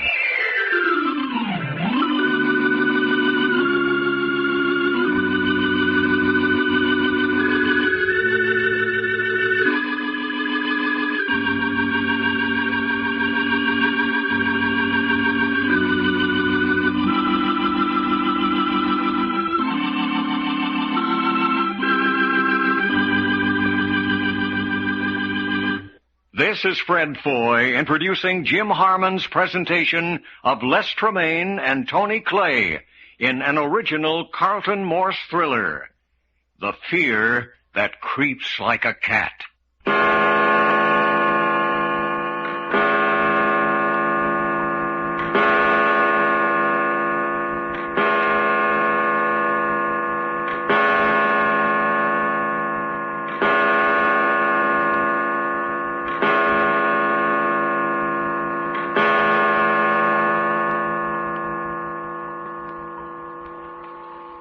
O'clock in the morning in the little sawmill town of Port Forest, somewhere up the coast from Seattle near the Canadian border. Their manhunt has taken them to the edge of the great Northwest wilderness, the last outpost of which is the little logging town of Port Forest. They have had to fight the Cooper gang, an organization determined to keep them from finding Archer every step of the way. The gang's newest atrocity was the murder of Jake Sims, a native of Port Forest, whom the three comrades believed was Archer's contact with the outside world. At the moment, the trio are in the dead man's cabin. Well, there ain't anybody ever going to be deader than Jake Sims is right now. You know, it's interesting, too. He hasn't been dead over 15 or 20 minutes. I say. Yeah, looky, that window's open over yonder. The killer might have climbed out of the window and beat it for the woods and back as we was a-coming up the path from town. He was the man who bought supplies and delivered them to wherever Alexander Archer is hiding. As long as he was alive, Archer was in danger of being exposed. Yeah, and Jake here was double dangerous after what Bull McGinnis told us down at the store. I say, you mean someone of Cooper's gang overheard? Yeah, ain't that the way you figure it, Jack? Yeah, I'm afraid so. But look here, that means that we're being watched. Not a doubt in the world of it. Queer we haven't been aware of it. Yeah, what about that, Jack? Usually one of us spots a tail 2 minutes after he's on us. Oh, we're out of our environment. Our senses are tuned to city life. They don't know how to react up here in the wide open spaces. You think that's it, sure enough? Well, we certainly missed fire this time. Something's the matter. Doggone. And just because we wasn't on our toes, Jake Sims is a dead Indian. There's no use staying here any longer. Yeah. Reckon we ought to go down and report this dead body? Wonder if they got a police department up here. We've got something more important to do than report dead men. Huh? Such as what? Didn't Bull McGinnis say Cooper and his gang were staying at the King Charles Hotel? Yeah, passing themselves off as a troupe of actors. Well, then the King Charles Hotel is our next stop. But aren't we going to report the body? What's the hurry? But looky, fella, if somebody else discovers Jake here and reports it, and then Bull McGinnis remembers we was on our way up here the last he saw of us, ain't that gonna put us in one sweet spot? Quite. I don't like it. Oh, you needn't worry about the body, gentlemen. I say. Hey, Jack, it's Cooper. Don't move, gentlemen, or one of you may find yourselves in the same unfortunate state as Jake Sims. Pointing a gun at us through the window. Is that any way for a nice old man to act? Now, I ask you, fella. I hope you'll all use good judgment, because my age hasn't anything to do with my shooting ability. All right, Cooper. What do you want? Just stand quietly as you are, while Frankie takes care of you. What you mean, takes care of us? Frankie, show them what I mean. Yeah, you want me to go in through the window? Now, you might get into my range of fire. Go around by the door. Yeah, sure. Now, ain't this a nice mess of potatoes? This is all pretty silly, Cooper. Oh, you think so? Certainly. We're within 100 yards of the main street of Port Forest. It's broad daylight. What do you think you're going to gain by this sort of gunplay? All right, Frankie. Go to work. Yeah, you bet. If any fuss starts, drop to the floor, so I won't hit you when I open fire. Sure. All right, you. Put your hands behind you. What about it, Jack? You better do as he says. Good common sense, Packard. I say, Jack, he put handcuffs on me. Hey, Jack, are we just going to stand here and take this? Can you think of anything better to do at the moment? Yeah, this bug's not carrying a rod. All right. Take the next one. Come on, you. Put your hands behind you. Hey, Jack. Do as he says, Doc. Well, darn it anyway. Come on. You're wasting time. Ooh, all right. But I warn you, fella, don't you ever let me catch you down a dark alley at night. Handcuffs. Now, we can't fight, Jack. Just as well at the moment. No rod on this bozo either. Well, you see, Frankie, you boys insisted that these three were hard to handle. They're not only agreeable to get along with, but quite friendly about it. I ain't either friendly, dadbunnit. I'm meaner than a he-mule in fly time. All right, Packard. Your turn. Hands behind you. Oh, why not? Letting a pack of murderers truss us up like a passel of chickens without making a fight? What's eating you, Jack, anyway? I just don't happen to like Cooper's gun. Packard, I must congratulate you on your high type of intelligence. No gun on him either. All right. Take that rope and tie their feet so that they can walk decently but can't run. Hey, the least you could do if we're going to be your prisoners is to carry us. No, I'm afraid you'll have to do your own walking. After all, I'm quite an old man. Darn if you ain't. Just a dirty old man. I beg your pardon. I am immaculate. Okay, have it your way. An immaculate dirty old man. Does this red-headed young man talk all the time? Yes, I'm afraid so. And doesn't he ever say anything? Hey, what you mean, don't I ever say anything? No, I'm afraid Doc just likes to talk to hear his brains rattle. Well, that's a nice thing to say about a fella to his face. That's unfortunate. I detest useless conversation.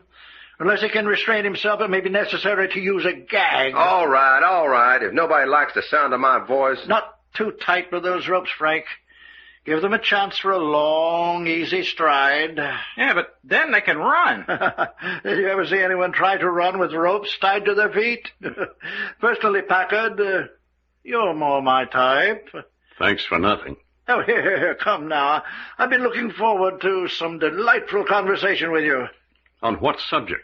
Well, personally, I like books, and I'm very fond of psychology. I say, an intellectual murderer. Oh, very unfortunate appellation, young man. Very unfortunate. Truest thing that's been said up to now. Doggone murderer. Frank? Yeah? When you've finished with those ropes, put a gag in that man's mouth. Hey, look now. That's your reward for talking out of turn. Well, blame it all, he is a murderer, and there's the body laying right there to prove it. As I was saying, I'm very fond of psychology, but my real hobby is medicine. Oh, it's interesting. Yes. My reports on you, Packard, tell me that you studied medicine at one time. I never finished. Oh, yes, 3 years, yes. I'm going to be very interested in hearing why you gave it up. Well, if you got such a thorough report on my past, you should know why. No, I'm afraid it doesn't tell me that. All right. Their feet's done. This the guy you want gagged?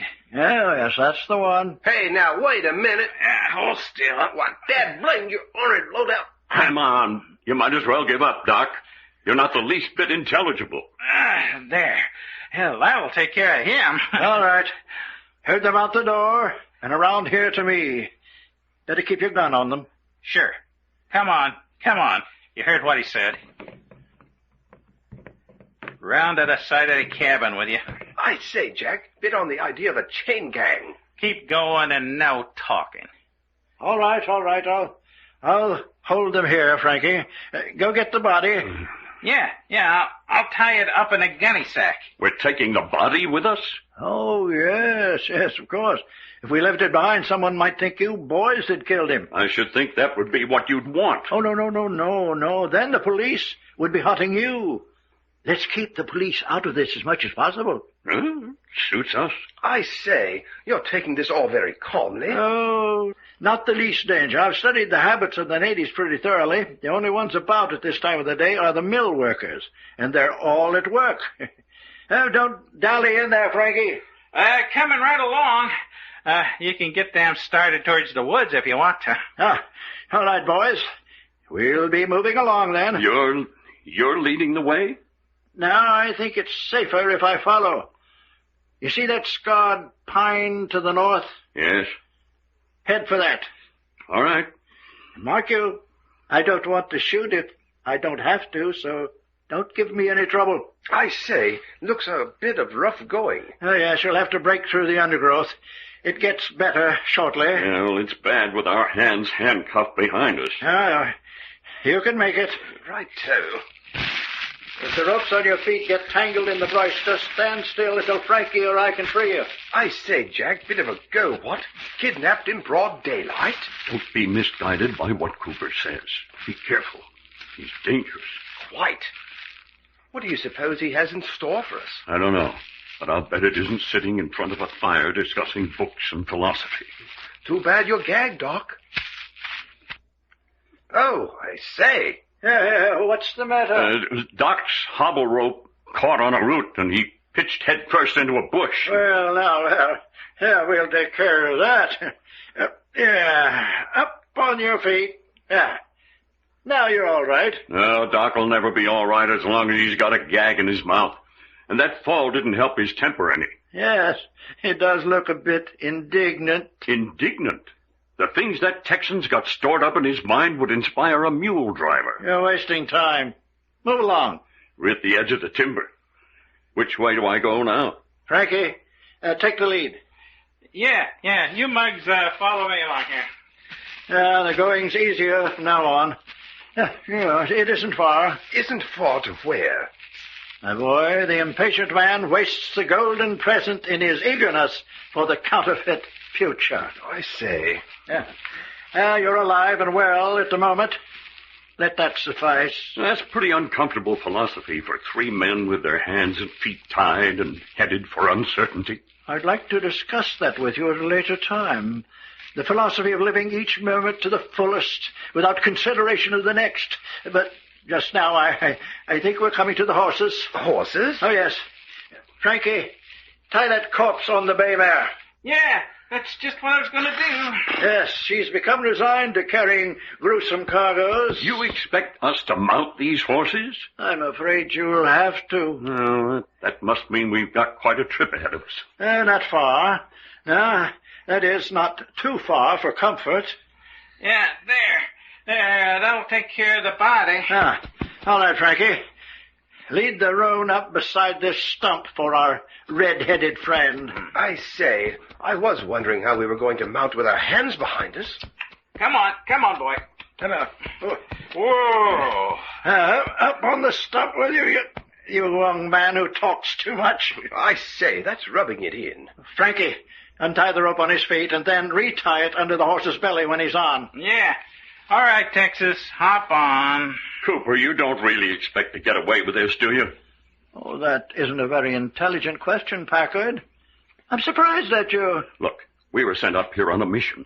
The minute we disappear, the people who are backing us will have the state police and federal department down on you like a ton of bricks. Well, you talk in a way that makes me realize you don't know all the facts in this case. Your turn up on the stump, Packard. There you go. There. I'm certainly not dressed for horseback riding. Oh, you'll do. What do you mean I don't know all the facts in the case? Untie his feet, Frankie. Yeah. You came up here into these woods to find Alexander Archer. That's right. Hired by an insurance company. Yes? Yeah, get on the horse. It's awkward. I made it. Go on, Cooper. We were hired by an insurance company. Did the insurance company tell you they'd sent other men out to find Alexander Archer?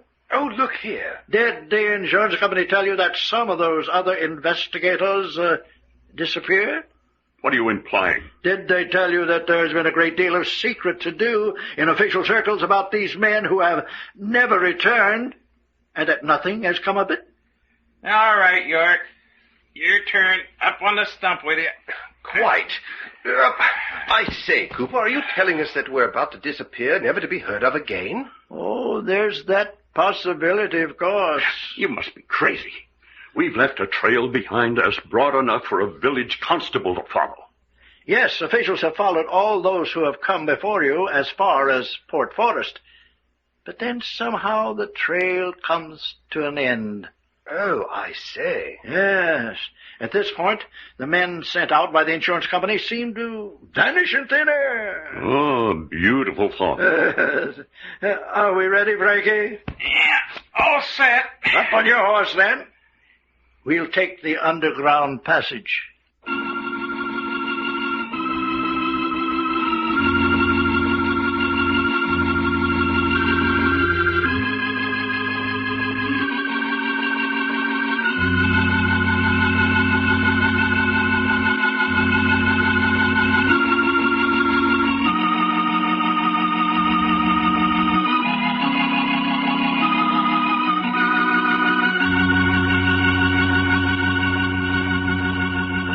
The adventures of Jack, Doc, and Reggie have come to you in I Love a Mystery.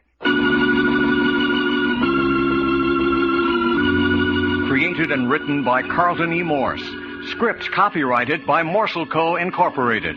Produced and directed by story editor Jim Harmon. Featuring Les Tremaine as Jack Packard and Tony Clay as Doc Long. Consultants Frank Brzee and David Lloyd.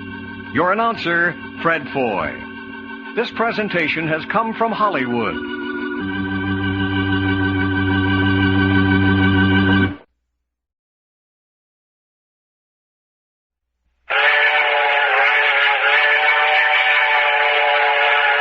I Love a Mystery. A Carlton E. Morse audio novel featuring Jack, Doc, and Reggie, specialists in crime and adventure. Now following the northwest trail of a missing millionaire, a killer cougar, and the Phantom Castle.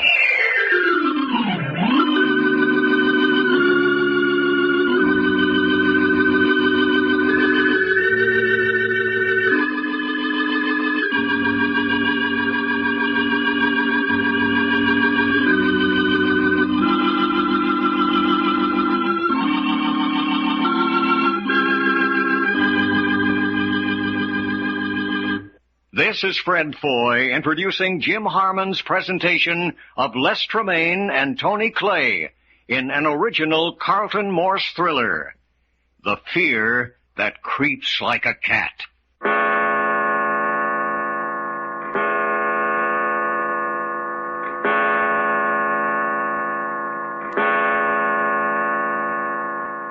4 o'clock in the afternoon, somewhere high on a ragged mountain ledge, somewhere near the Canadian border. Jack, Doc, and Reggie are in the Pacific Northwest in search of Alexander Archer, declared to be dead by his estate, but believed to be alive by the insurance company who holds $1 million policy on his life. Every inch of the three comrades' manhunt has been opposed by a well-organized outfit come to be known as the Cooper Gang. This morning, in the isolated little mill town of Port Forest, they thought they had found a clue to Archer in the person of Jake Sims. But when they got to Sims' cabin, he was dead. Murdered. Right on top of this, Cooper and one of his gang appeared and at gunpoint tied them up and loaded them on horses. That was at 7 o'clock this morning. Now, at 4 in the afternoon, they're riding on a high rocky ledge so narrow the horses must go single file.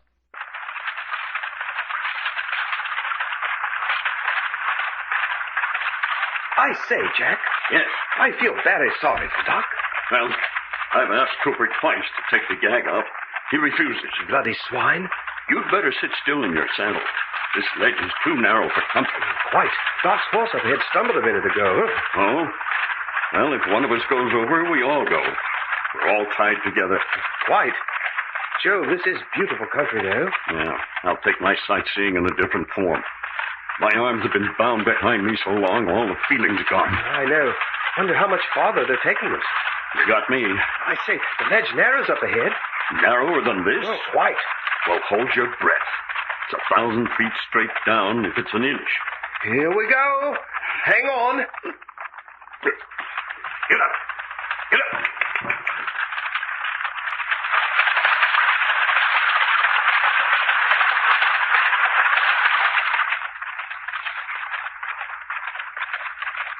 Get up there. Jack, are you all right? Yeah, I made it. Is my hair white? Scared the wits out of me. When I heard your horse scrambling, I thought you'd gone over. No, so did I. Maybe somebody likes this mountain goat stuff. I don't. Call back of you and ask Cooper how much more there is of this. Probably won't do any good. Hey, Cooper! Yes? I suppose you know kidnapping's a hanging offense. My, aren't you informative? How much farther are we going? The worst is over. We drop down into a little valley just ahead. Then you'll get the surprise of your life. Well, that doesn't sound very encouraging. Oh, you needn't worry about it. Nothing's going to happen to you. Yet. Not yet, huh? No. I have taken better liking to you. One of those beautiful friendships, huh? Jack, the ledge is widening. We're going down into a tiny canyon. Well, that's something. I'm getting tired of this eagle's nest department. Cooper says we got a surprise in store for us. Something gory? No. He says not to worry. Here. This path's taking on the elements of a shoot-to-shoot. Bit on the steep side, all right. Steady, boy. I hope the brakes on my horse are good, or I'll run you down. Well, these horses are used to this trial. Just let them alone. They'll take care of you. That's all right. But with our hands tied behind us, I'm having something of a problem keeping my seat. Well, endeavor not to fall off. If you know what's good for you. Oh, thanks for the warning. There, now we're down. Yes, it's an easy path to the other side of the canyon. Well, look, how about calling up ahead to your old pal Frank and having him pull up for a bit? What for? Well, among other things, how about taking Doc's gag off? He's had it on all day, and that's pretty brutal. I'm sorry. He brought it on himself. Then you might be a little humane. It's all part of the game, you know. But it's so unnecessarily cruel. He can't do any harm with his voice here. He talks too much. I shouldn't expect anything more from you, I suppose. I suppose not. Jack, we're coming to a river. Yes, I hear it. Cooper. Yes? I suppose you know your gang murdered that body Frank's got on the pack horse up ahead. What are you so high and mighty about? What about the 3 men you killed in that launch out in Puget Sound? Oh, come on, you're crazy. Launch was run down by a freighter. We had all we could do saving ourselves. In the vernacular, tell it to the Marines. I say, Jack, Frank's fully up. Well, apparently we are going to get a rest after all. Whoa, boy. Oh, yeah, all right. Hey, you ready, Frank? Yeah, this is where you said to get rid of the body, Mr. Cooper? Oh, yes. In the river. Yeah. Well, hurry up. We need to be at the cabin by 4:30. It's almost that now. Yeah, it won't take me but a minute to get these ropes off. Say, where does that river go? It goes underground about a mile down the canyon. Doesn't it come out again? If it does, nobody knows where. I don't care to watch. Linda Joyce will guide you now. Yeah, there. I'll be with you in just a minute.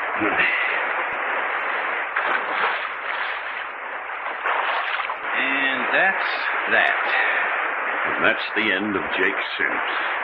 Yeah, just like he ain't never been. Now, look at you guys. We go into a cave up ahead. Cave? Yeah, that's what I said. I'll have a light up ahead, but it won't do you guys much good. Bend down over your horse's necks, or you're liable to get your head bopped. A cave? So that's what Cooper meant about the underground passage. Yeah, never mind about that. Now, just listen to what I'm saying. Do what I tell you to, because when we first go in, we follow along the river, and she makes so much noise you won't be able to hear yourselves think. Just bend over in the saddle, and the horses will do the rest. Yeah, that's right. Here comes Miss Joyce. Miss Joyce, I'll keep watching back as we go into the cave. If anything goes wrong, you signal me with your light. So let's go. Here we go into the cave. No use trying to talk anymore.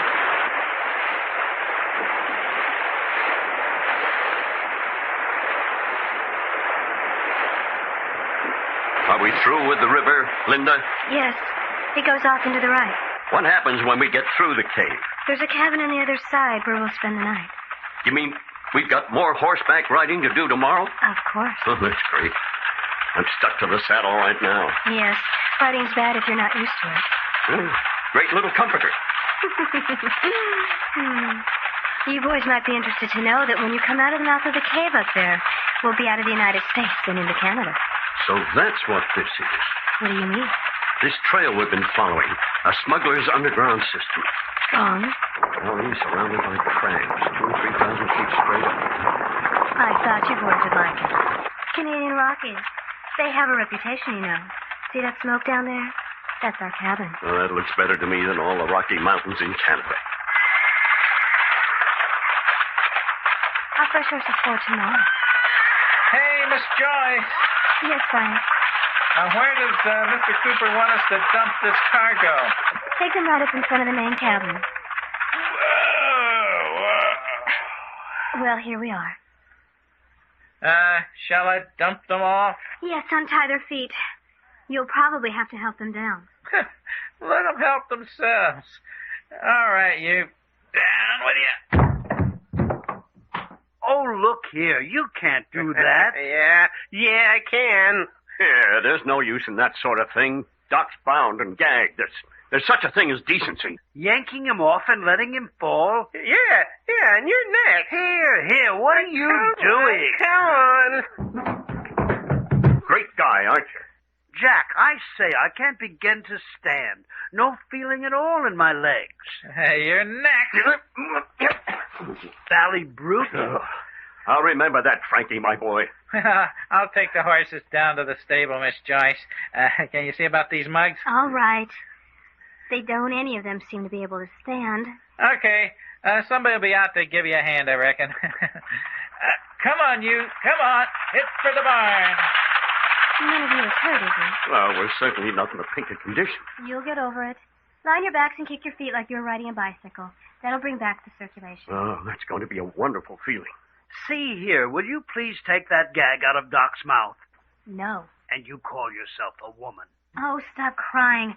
I thought you three were supposed to be tough guys. Is that brute tied up? Yes. That's why he's howling. He's only allowed loose when Mr. Cooper's around. You still haven't told us what became of Cooper. Oh, he'll be along. But look here. Are we just going to lie here? What happens now? I'll take you inside as soon as you're able to stand. Oh, I say. Circulation's coming back, Reggie. Quite. Better off the way I was. I'm beginning to have the same opinion. Well, you better come along before you get too frisky.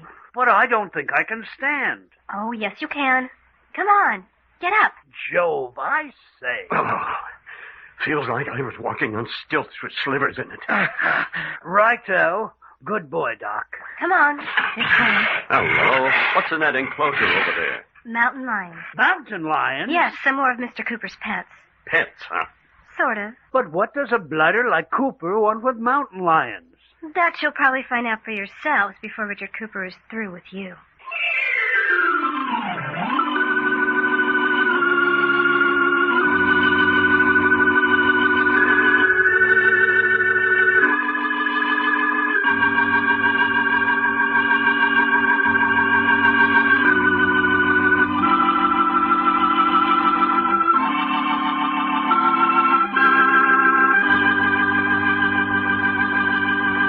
The adventures of Jack, Doc, and Reggie have come to you in I Love a Mystery.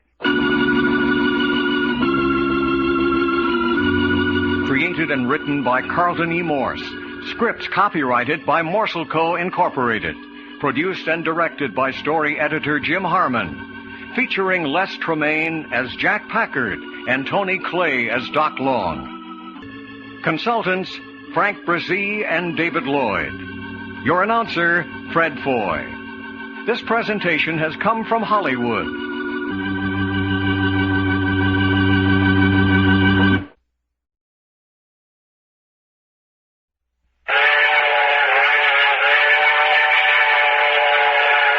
I Love a Mystery.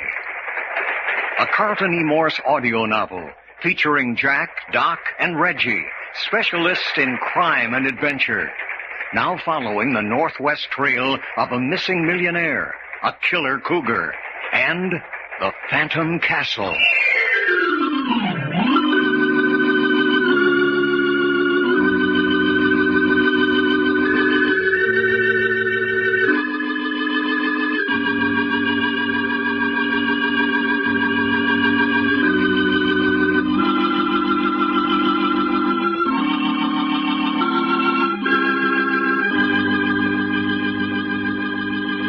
This is Fred Foy introducing Jim Harmon's presentation of Les Tremaine and Tony Clay in an original Carlton Morse thriller, The Fear That Creeps Like a Cat.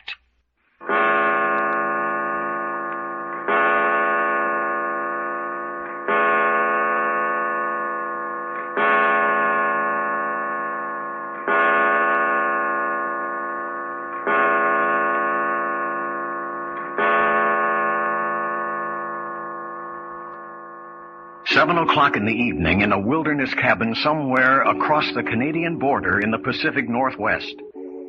Here, the gang murdered the only man who could have given the trio a clue to Alexander Archer's whereabouts, and then in a quick, daring move, took the three comrades prisoners. All day, the Cooper gang traveled by horse with their prisoners by rugged, dangerous trails, finally crossing into Canada through a gigantic natural tunnel. And now, at 7 o'clock in the evening, somewhat recovered from the trip, Jack, Doc, and Reggie sit before a great fire in a strange wilderness log cabin with their host and captor, Richard Cooper. Gentlemen, the necessity for keeping you handcuffed to your chairs revolts me. Well, it don't revolt you no more than it does us, Cooper. Yes. As your host, I deplore the whole business. As your captor, however, it seems only logical. Oh, there's logic in keeping us handcuffed to our chairs, all right? Oh, you see my point. You bet. Because if we wasn't chained down here, we'd bust you wide open and get out of here. Apparently you haven't yet learned your lesson, Mr. Long. What lesson? I kept you gagged all day because you talked too much. Now, looky here, Cooper. Every man's got a right to say his piece. Not unless he has something intelligent to say. All right, I can take a hint. I hope sincerely you can. For your sake. Darn polecat.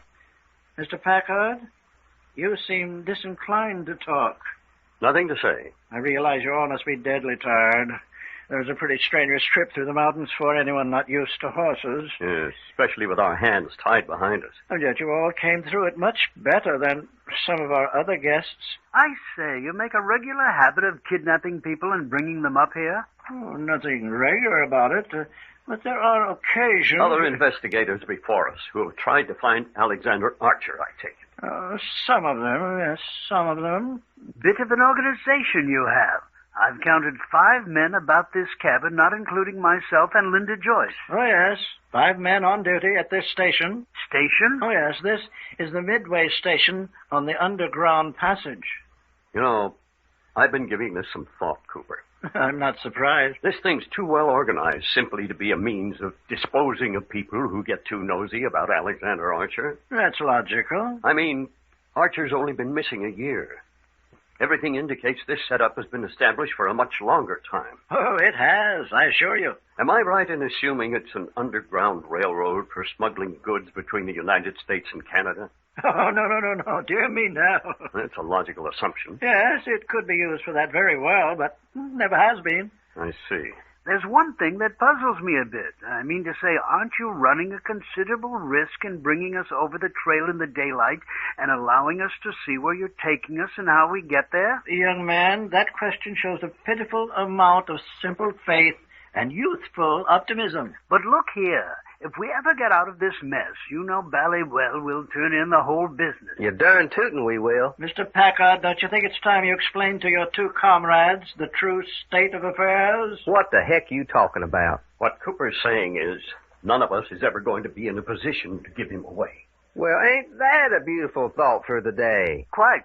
Furthermore, I'd say Mr. Cooper's inclined to be a bit on the optimistic side myself. Well, that's the human mind. Hope rising eternally, each of us living with his own personal convictions. Good of you to allow us our own personal convictions, Cooper. Oh, please don't misunderstand me. I have no desire to threaten you, to make you more uncomfortable than necessary. Personally, I would never have brought up the subject of your future. That was done by Mr. York. Mr. Packard here is the only possible one of you who might have some small insight into the things which go on in my mind. Not much. Beyond the fact that you're a very dangerous man. Only dangerous because I'm intellectually your superior. Perhaps that's true. All I know is that I sense something that warns me to watch out. Speaking of sensing something, what's that raw, wild smell I keep a-smelling? Quite. I get it, too. A bit like spoiled meat. Oh, yes. That's my pen of mountain lions. Yeah? I was going to ask you about that. We saw 'em when we first come. What the heck did Linda Joyce mean when we asked her what you kept mountain lions for? What did she say? That we'd probably find out for ourselves one of these days. That girl is taking a great deal on herself. Linda! Hello? Linda, come up here. There's that darn wolf dog again. A fine animal. You haven't made his acquaintance yet. Well, I made all the acquaintance I want to of him. When I see him from our window galloping around the house. Quite. Big, ugly-looking brute. Biggest fangs I ever saw in a dog. He's half wolf. There you are, Linda. Yes? Open the door and let Prometheus in. Mr. Cooper. Linda, open the door and let Prometheus in. All right. Prometheus. He's coming. Prometheus, there you are. That's York. Go over and say hello. I say. Prometheus, over there's Long. Go say hello. You black devil, get out of here. Prometheus, this is Packard. Say hello. Hello, Prometheus. No, come and lie down. You had a reason for having him make the rounds and smell each one of us, I suppose. Oh, yes, indeed. He's intelligent. He'll never forget any of you. Watch this. Prometheus, go to Packard. You see, I just mentioned your name to him once. Come back in, lie down now. So what? Why, if it should ever be necessary to find one of you in a hurry, that's all. I say, those fangs, they're positively beastly. I've seen him tear the throat out of a full-grown bear with one slash of those fangs. Oh, the throat of a bear? Linda, you talked with these men about my pen of mountain lions? Only that they were a hobby of yours.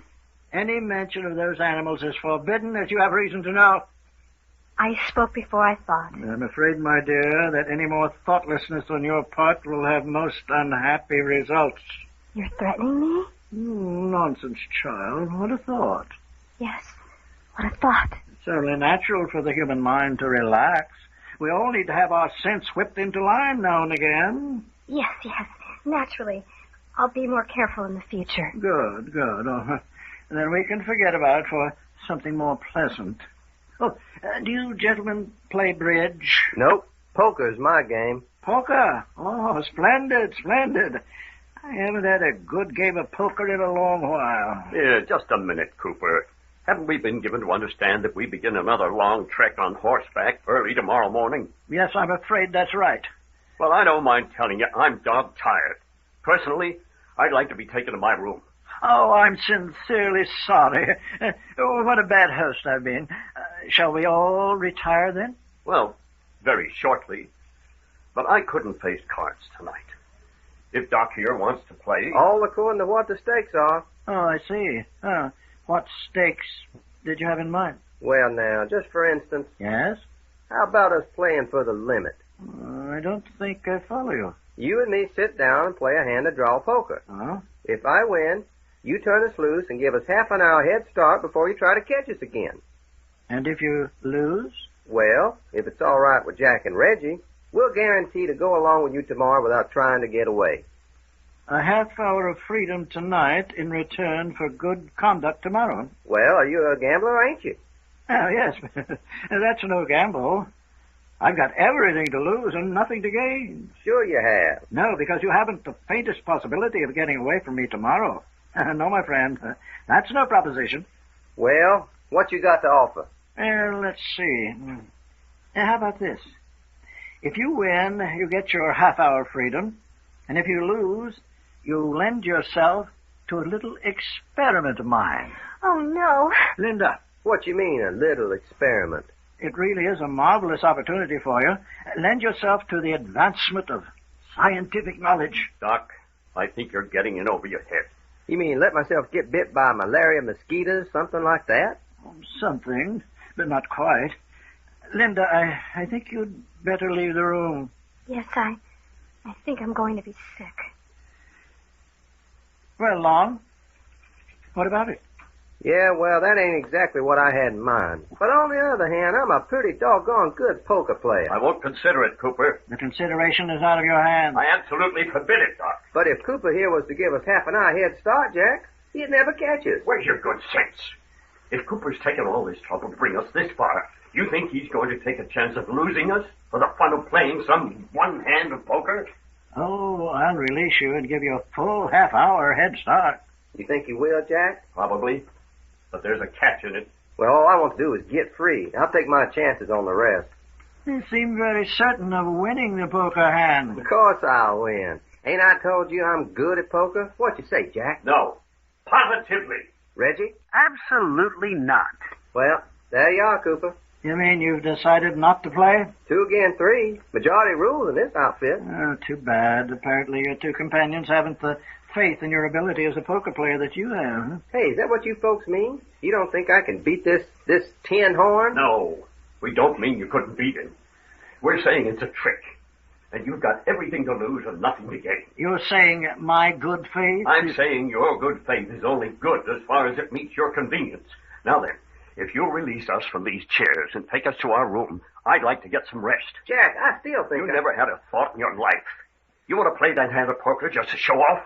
Now shut up about it. Hey, fella, you can't talk to me like that. Jove, I say, Doc, we're all a bit on the nervy side tonight. Let's just drop the whole business. Well, Dad, blame it anyway. Cooper, will you stop fumbling with these cards and take us into our bedroom? Oh, certainly. I'm sorry for all this unpleasantness. Let it go. I'll have to go call the men. Well, go call them. Too bad, yes. I'm afraid I've tried your patience too far. Doc. Yeah? I'm sorry, but you didn't get the full significance of what he was saying. There was murder mixed up in that conversation. Hey, what you talking about? I know it. I saw it in his face. I say, watch out. Somebody's outside the door. Hey, it's Linda. He mustn't catch me here. But don't ever do that again. Don't ever, ever do that again. What do you mean, Linda? It's just the chance he was looking for. Watch out for him.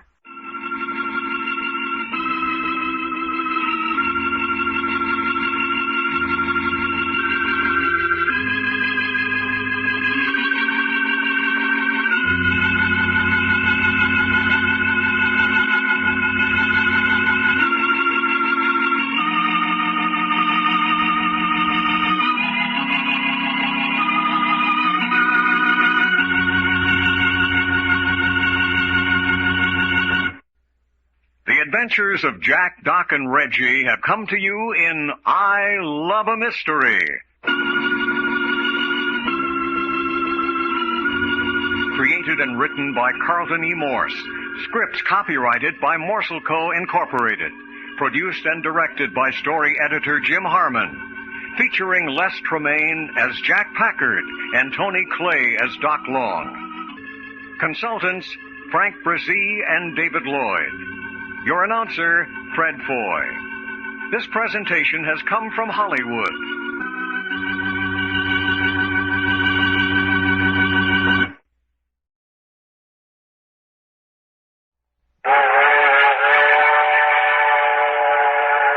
I Love a Mystery. A Carlton E. Morse audio novel featuring Jack, Doc, and Reggie, specialists in crime and adventure. Now following the northwest trail of a missing millionaire, a killer cougar, and the Phantom Castle.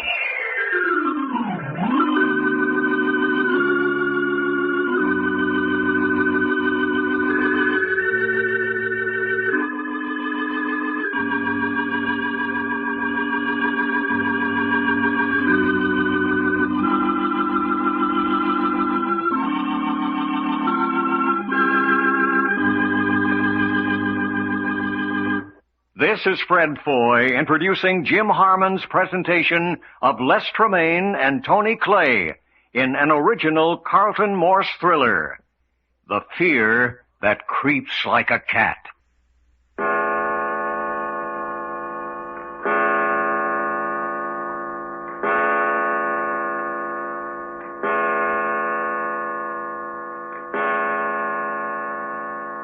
Five o'clock in the evening in a motor launch among the Pacific Northwest Islands, somewhere off the coast of Canada, Jack, Doc, and Reggie began this million-dollar manhunt in an attempt to find Alexander Archer. Yesterday morning, they were taken prisoners by the Cooper gang and transported across the border into Canada by horses. Last night, they rested at an isolated cabin with Richard Cooper, Linda Joyce, and 5 other members of the gang. All day today, their horseback trip continued until an hour ago, when they came down to the edge of the Pacific. Here, they were loaded into a launch, and for the last hour, they have been cruising through the innumerable uninhabited islands which mark this portion of the coastline. Oh, there, Mr. Cooper. Linda, go up forward and see what Frankie wants. Sure, why not? We're getting close to our destination. Shortly now, and you'll be rid of these handcuffs. Yeah, but what's worrying me now is, if this here launch should get wrecked or something with us handcuffed to the rail... Oh, no danger of that, I assure you. Just the same, if it should happen, we're gone goslings and no two ways about it. I say, the thing that interests me, I've never realized before how many islands there were off this part of the coast. We've passed so many I've lost count. Oh, yes, hundreds of them. They got white folks on them? Oh, dear me, no. Most of them uninhabited. Some have never known the presence of white men. Mr. Cooper. Well, Linda? Frankie says we're at extreme high tide. We can make it through the outer reef now if you're ready. Oh, certainly. What's he waiting for? For your orders. Oh, yes, of course. Tell him to go ahead. Hi, Frankie. Yeah, what's he say? Go ahead. Take us through as fast as possible. All right, hold on to your hats. Here we go. What's he mean, here we go? We're going to cross the reef. It's quite rough for a few minutes. Unfortunately, you gentlemen out here on deck are going to get wet. What about you? Linda and I will go down into the cabin. And leave us three out here handcuffed through the rail? I'm afraid it's necessary. There's consideration for you. Great, huh, Jack? If we're crossing a reef, then that must be the island we're heading for over there. Ah, yes, that's right. Another 5 minutes, and we'll be in. Come, Linda. It's beginning to get sloppy. See you boys after the flood. Huh? How do you like them apples? We're going to get a ducking, and we just got to stand here handcuffed to the rail and take it. Well, there's one thing. Yeah? What? We're apparently penetrating right into the heart of the Cooper gang's stronghold. We're penetrating in all right, but are we going to be able to penetrate out again? I think you've got something there, Doc. That depends a lot on what we find on this island, I imagine. Just remember, we ain't the first folks to be brought on this island. And we got Cooper's word for it that nobody that's ever come here has ever left it. Hey, there's rocks are sticking out of the water. Look out. Here we go. Hey, that's no way to keep it, fella. Well, come right up and slap me in the face. Well, handcuffed to the rail, at least we won't be washed overboard. Look out! Here we go again!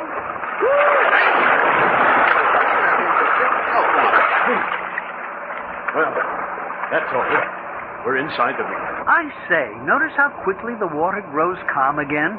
We seem to be in a sort of a lagoon. Well, I don't mind telling you, I could wring out my clothes and start a good-sized ocean of my own. Yeah, we're all in the same fix there, Doc. What is there about me and water? Any of it in miles, and it either gets on me or I fall in it. Well, just the same, I prefer this to riding a horse. I say, don't even mention horses. From the seat of my pants to the top of my shoes, I'm one long blister. And if you think this here salt water's doing them blisters any good, man, oh man, I feel like the seat of my pants was on fire. Listen, you two. This may be the only chance we'll get to talk together alone. I say, you think they'll separate us? I don't know what'll happen when we get on the island.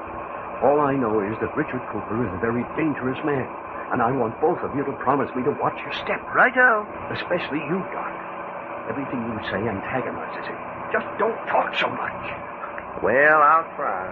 I'd advise you to, for your own safety. But, Jack, what's it all about? Do you think Cooper's bringing us to this island has anything to do with our search for Alexander Archer? Yes, it's all tied together some way. In fact, I wouldn't be at all surprised if Archer is on this island. Hey, then if we can escape from here with Archer, our job's done. Mm-hmm. That's great, Doc. Huh? What you mean? Here we are being brought to the island in handcuffs, and already you've not only got us free, but escaping with Archer. Well, ain't that the idea? You're the kind of an egg who turns back and looks at the answer before he's even read the problem. And another thing I'm wondering about. What you suppose Frenchie and Marie think about our disappearing from Port Forest? They probably think we've run out on them. I say, do you think they'll be worried and call the police? I hope that's what they'll do, but I doubt it. They don't know enough about what we're into. Well, they was hired by the insurance company to take us to Port Forest. Won't they report back that we disappeared right after we got there? I hope so. But Frenchie looked to me like a pretty irresponsible old codger. Watch it. Here comes Cooper. Oh, nice and dry, and here we are wet as drowned rats. Now remember what I said, Doc. Hold your tongue. Well, gentlemen, you appear to have come through with no ill effects. Yes. The wetting was just what we needed to whet our appetite. Well, don't take that too seriously. Linda. Yes? Bring up that bottle of brandy out of the cabin. Drop it, brandy. We'll ward off the cold. 3 or 4 minutes now, and we'll have you out of this and into some dry clothes. Oh, still the good host. Oh, yes, I pride myself on it. I got my own opinions. Young man, I find your personality very distasteful. Oh, you do? Doc. Well, Dad blasted. Jack. Shut up. Jack, I swear to my grandpa, if I don't... Doc, if you don't stop talking so much, I'll personally wring your neck. A most unfortunate young man. Just listening to his voice sets my nerves on edge. Well, you'd have a very unfortunate time of it in the state of Texas, then, I'm afraid. Is that what it is? I say, Cooper, isn't your pilot taking a bit of a chance? What's that? Well, heading us straight for those rocks on the shoreline. He knows what he's doing. You wanted a bottle of brandy? Oh, Linda, yes. Give each of them a drink. They find it a bit chilly. Say, you do look like well-dunked donuts. their hands are occupied. You'll have to hold it for them. Sure. Here, Doc. Looks like a pretty dense forest on the island. Yes, it's all heavily wooded. Mr. York? I say, thanks. Is that reef we crossed all around the island? Oh, yes, we're well protected from boats. Where we crossed is the only place a boat can get through, and then only at high tide. What do you mean, protected? Here, watch. You're going to see something very interesting in a moment. I asked what you meant, protected. Oh, did I say that? No. Thanks, Linda. My pleasure. I say, look what's happening. We're running right into the interior of the island. I thought that would surprise you. Well, will you look at that? A doggone river. Oh, not much of a river, but deep enough to take this launch inland quite a distance. Well, we're almost there now. Doggone, will you look at us? Chugging up a river with trees as tall as churches hanging right over us. I say, beautiful. Like it, huh? I certainly do. I've heard about the natural beauty of the Northwest, but Joe... Hey, what's that? Oh, that's Prometheus. I've got him locked up down in the cabin. You brought him along? Oh, yes. He knows we're almost home. I was hoping we'd left him behind. No, not Prometheus. He's my right-hand man, right here on the island. Right around the next curve is it. Is what? The landing pier. Is that what you mean, Linda? Why, yes, of course. Jack, do you smell something queer? Yeah, I do. I've smelled it before. Raw. Wild. I say, mountain lions? Hey, you got mountain lions on this island, too? A few. Linda, tell Frankie to tie up at the lower dock. Frankie? Ahoy there. Tie up at the lower dock. All right, I get it. Right around the bend, gentlemen, is our destination. And here we go around. But this here mountain lion business... Mr. Long? Yeah? Isn't it obvious that the matter is closed? Maybe it's closed to you. Doc, for the love of Mike, where's your good sense? Huh? Well, all right, have it your way. Here we are around the bend. I don't see nothing. I say, you don't see anything? Jack, will you look at that? Stone castle? A bit medieval, but we find it very comfortable. Tell Frank to cut the engines, Linda. Cut the engines, Frankie. Okay, all right. A great medieval castle in this out-of-the-world island? The story of how it got here is almost as amazing as the first sight of it. I must tell it to you sometime. Hey, that mountain lion smells stronger than ever. Linda, tell Frank to come here. Frank, Mr. Cooper wants you. You better come and take the helm, then. All right. We're drifting in. Doc, I warned you. Huh? What's the matter? What do you want, Mr. Cooper? Put a gag in that man's mouth. Hey, listen. Ah, shut up. Open up your mouth. Why, you darn ornery... Oh, I say. There. Yeah, that'll hold you. All right. Now jump up on the pier and tie us up. Yeah, 2 shakes. Jack, did you ever see a more desolate pile of stone? Does look more like a jail than a house. It's impressive, though. There she is. Give me a hand, Mr. Cooper. As soon as I'm up, bring up those 3 men. Listen to me. Oh, Linda. Humor him if you want to stay alive. Cooper? Yes. As long as he finds you entertaining, you're safe. What about Doc? I'm afraid there isn't any hope for him. I'm crazy even to talk to you. Watch out. Linda! Yes? Release Prometheus before you come up. All right. That's all. Be smart. Jack, what does she mean? Watch it. Here comes Frank. Say, will you tell that Linda woman to keep away from us? Ah, what's the matter? Her smart cracks about us being dead men. Quite. What kind of a she thing is she, anyway? What do you care, pal? You'll be just as dead no matter what she says. Oh, you think so? Yeah, sure. Got your gun on him, Mr. Cooper? Oh, yes. Go ahead. All right. As soon as I unlock you from the rail, put your hands behind you, see? Yes. Behind you now. You're next, Texas. Behind you. Here comes Prometheus. Come here, Prometheus. Heel. All right, that's all of you. Hop up on the dock. Go ahead, Doc. Gentlemen, we have arrived. From now on, you are my guests in the Phantom Castle This castle sank into the ocean 2 centuries ago and no longer exists.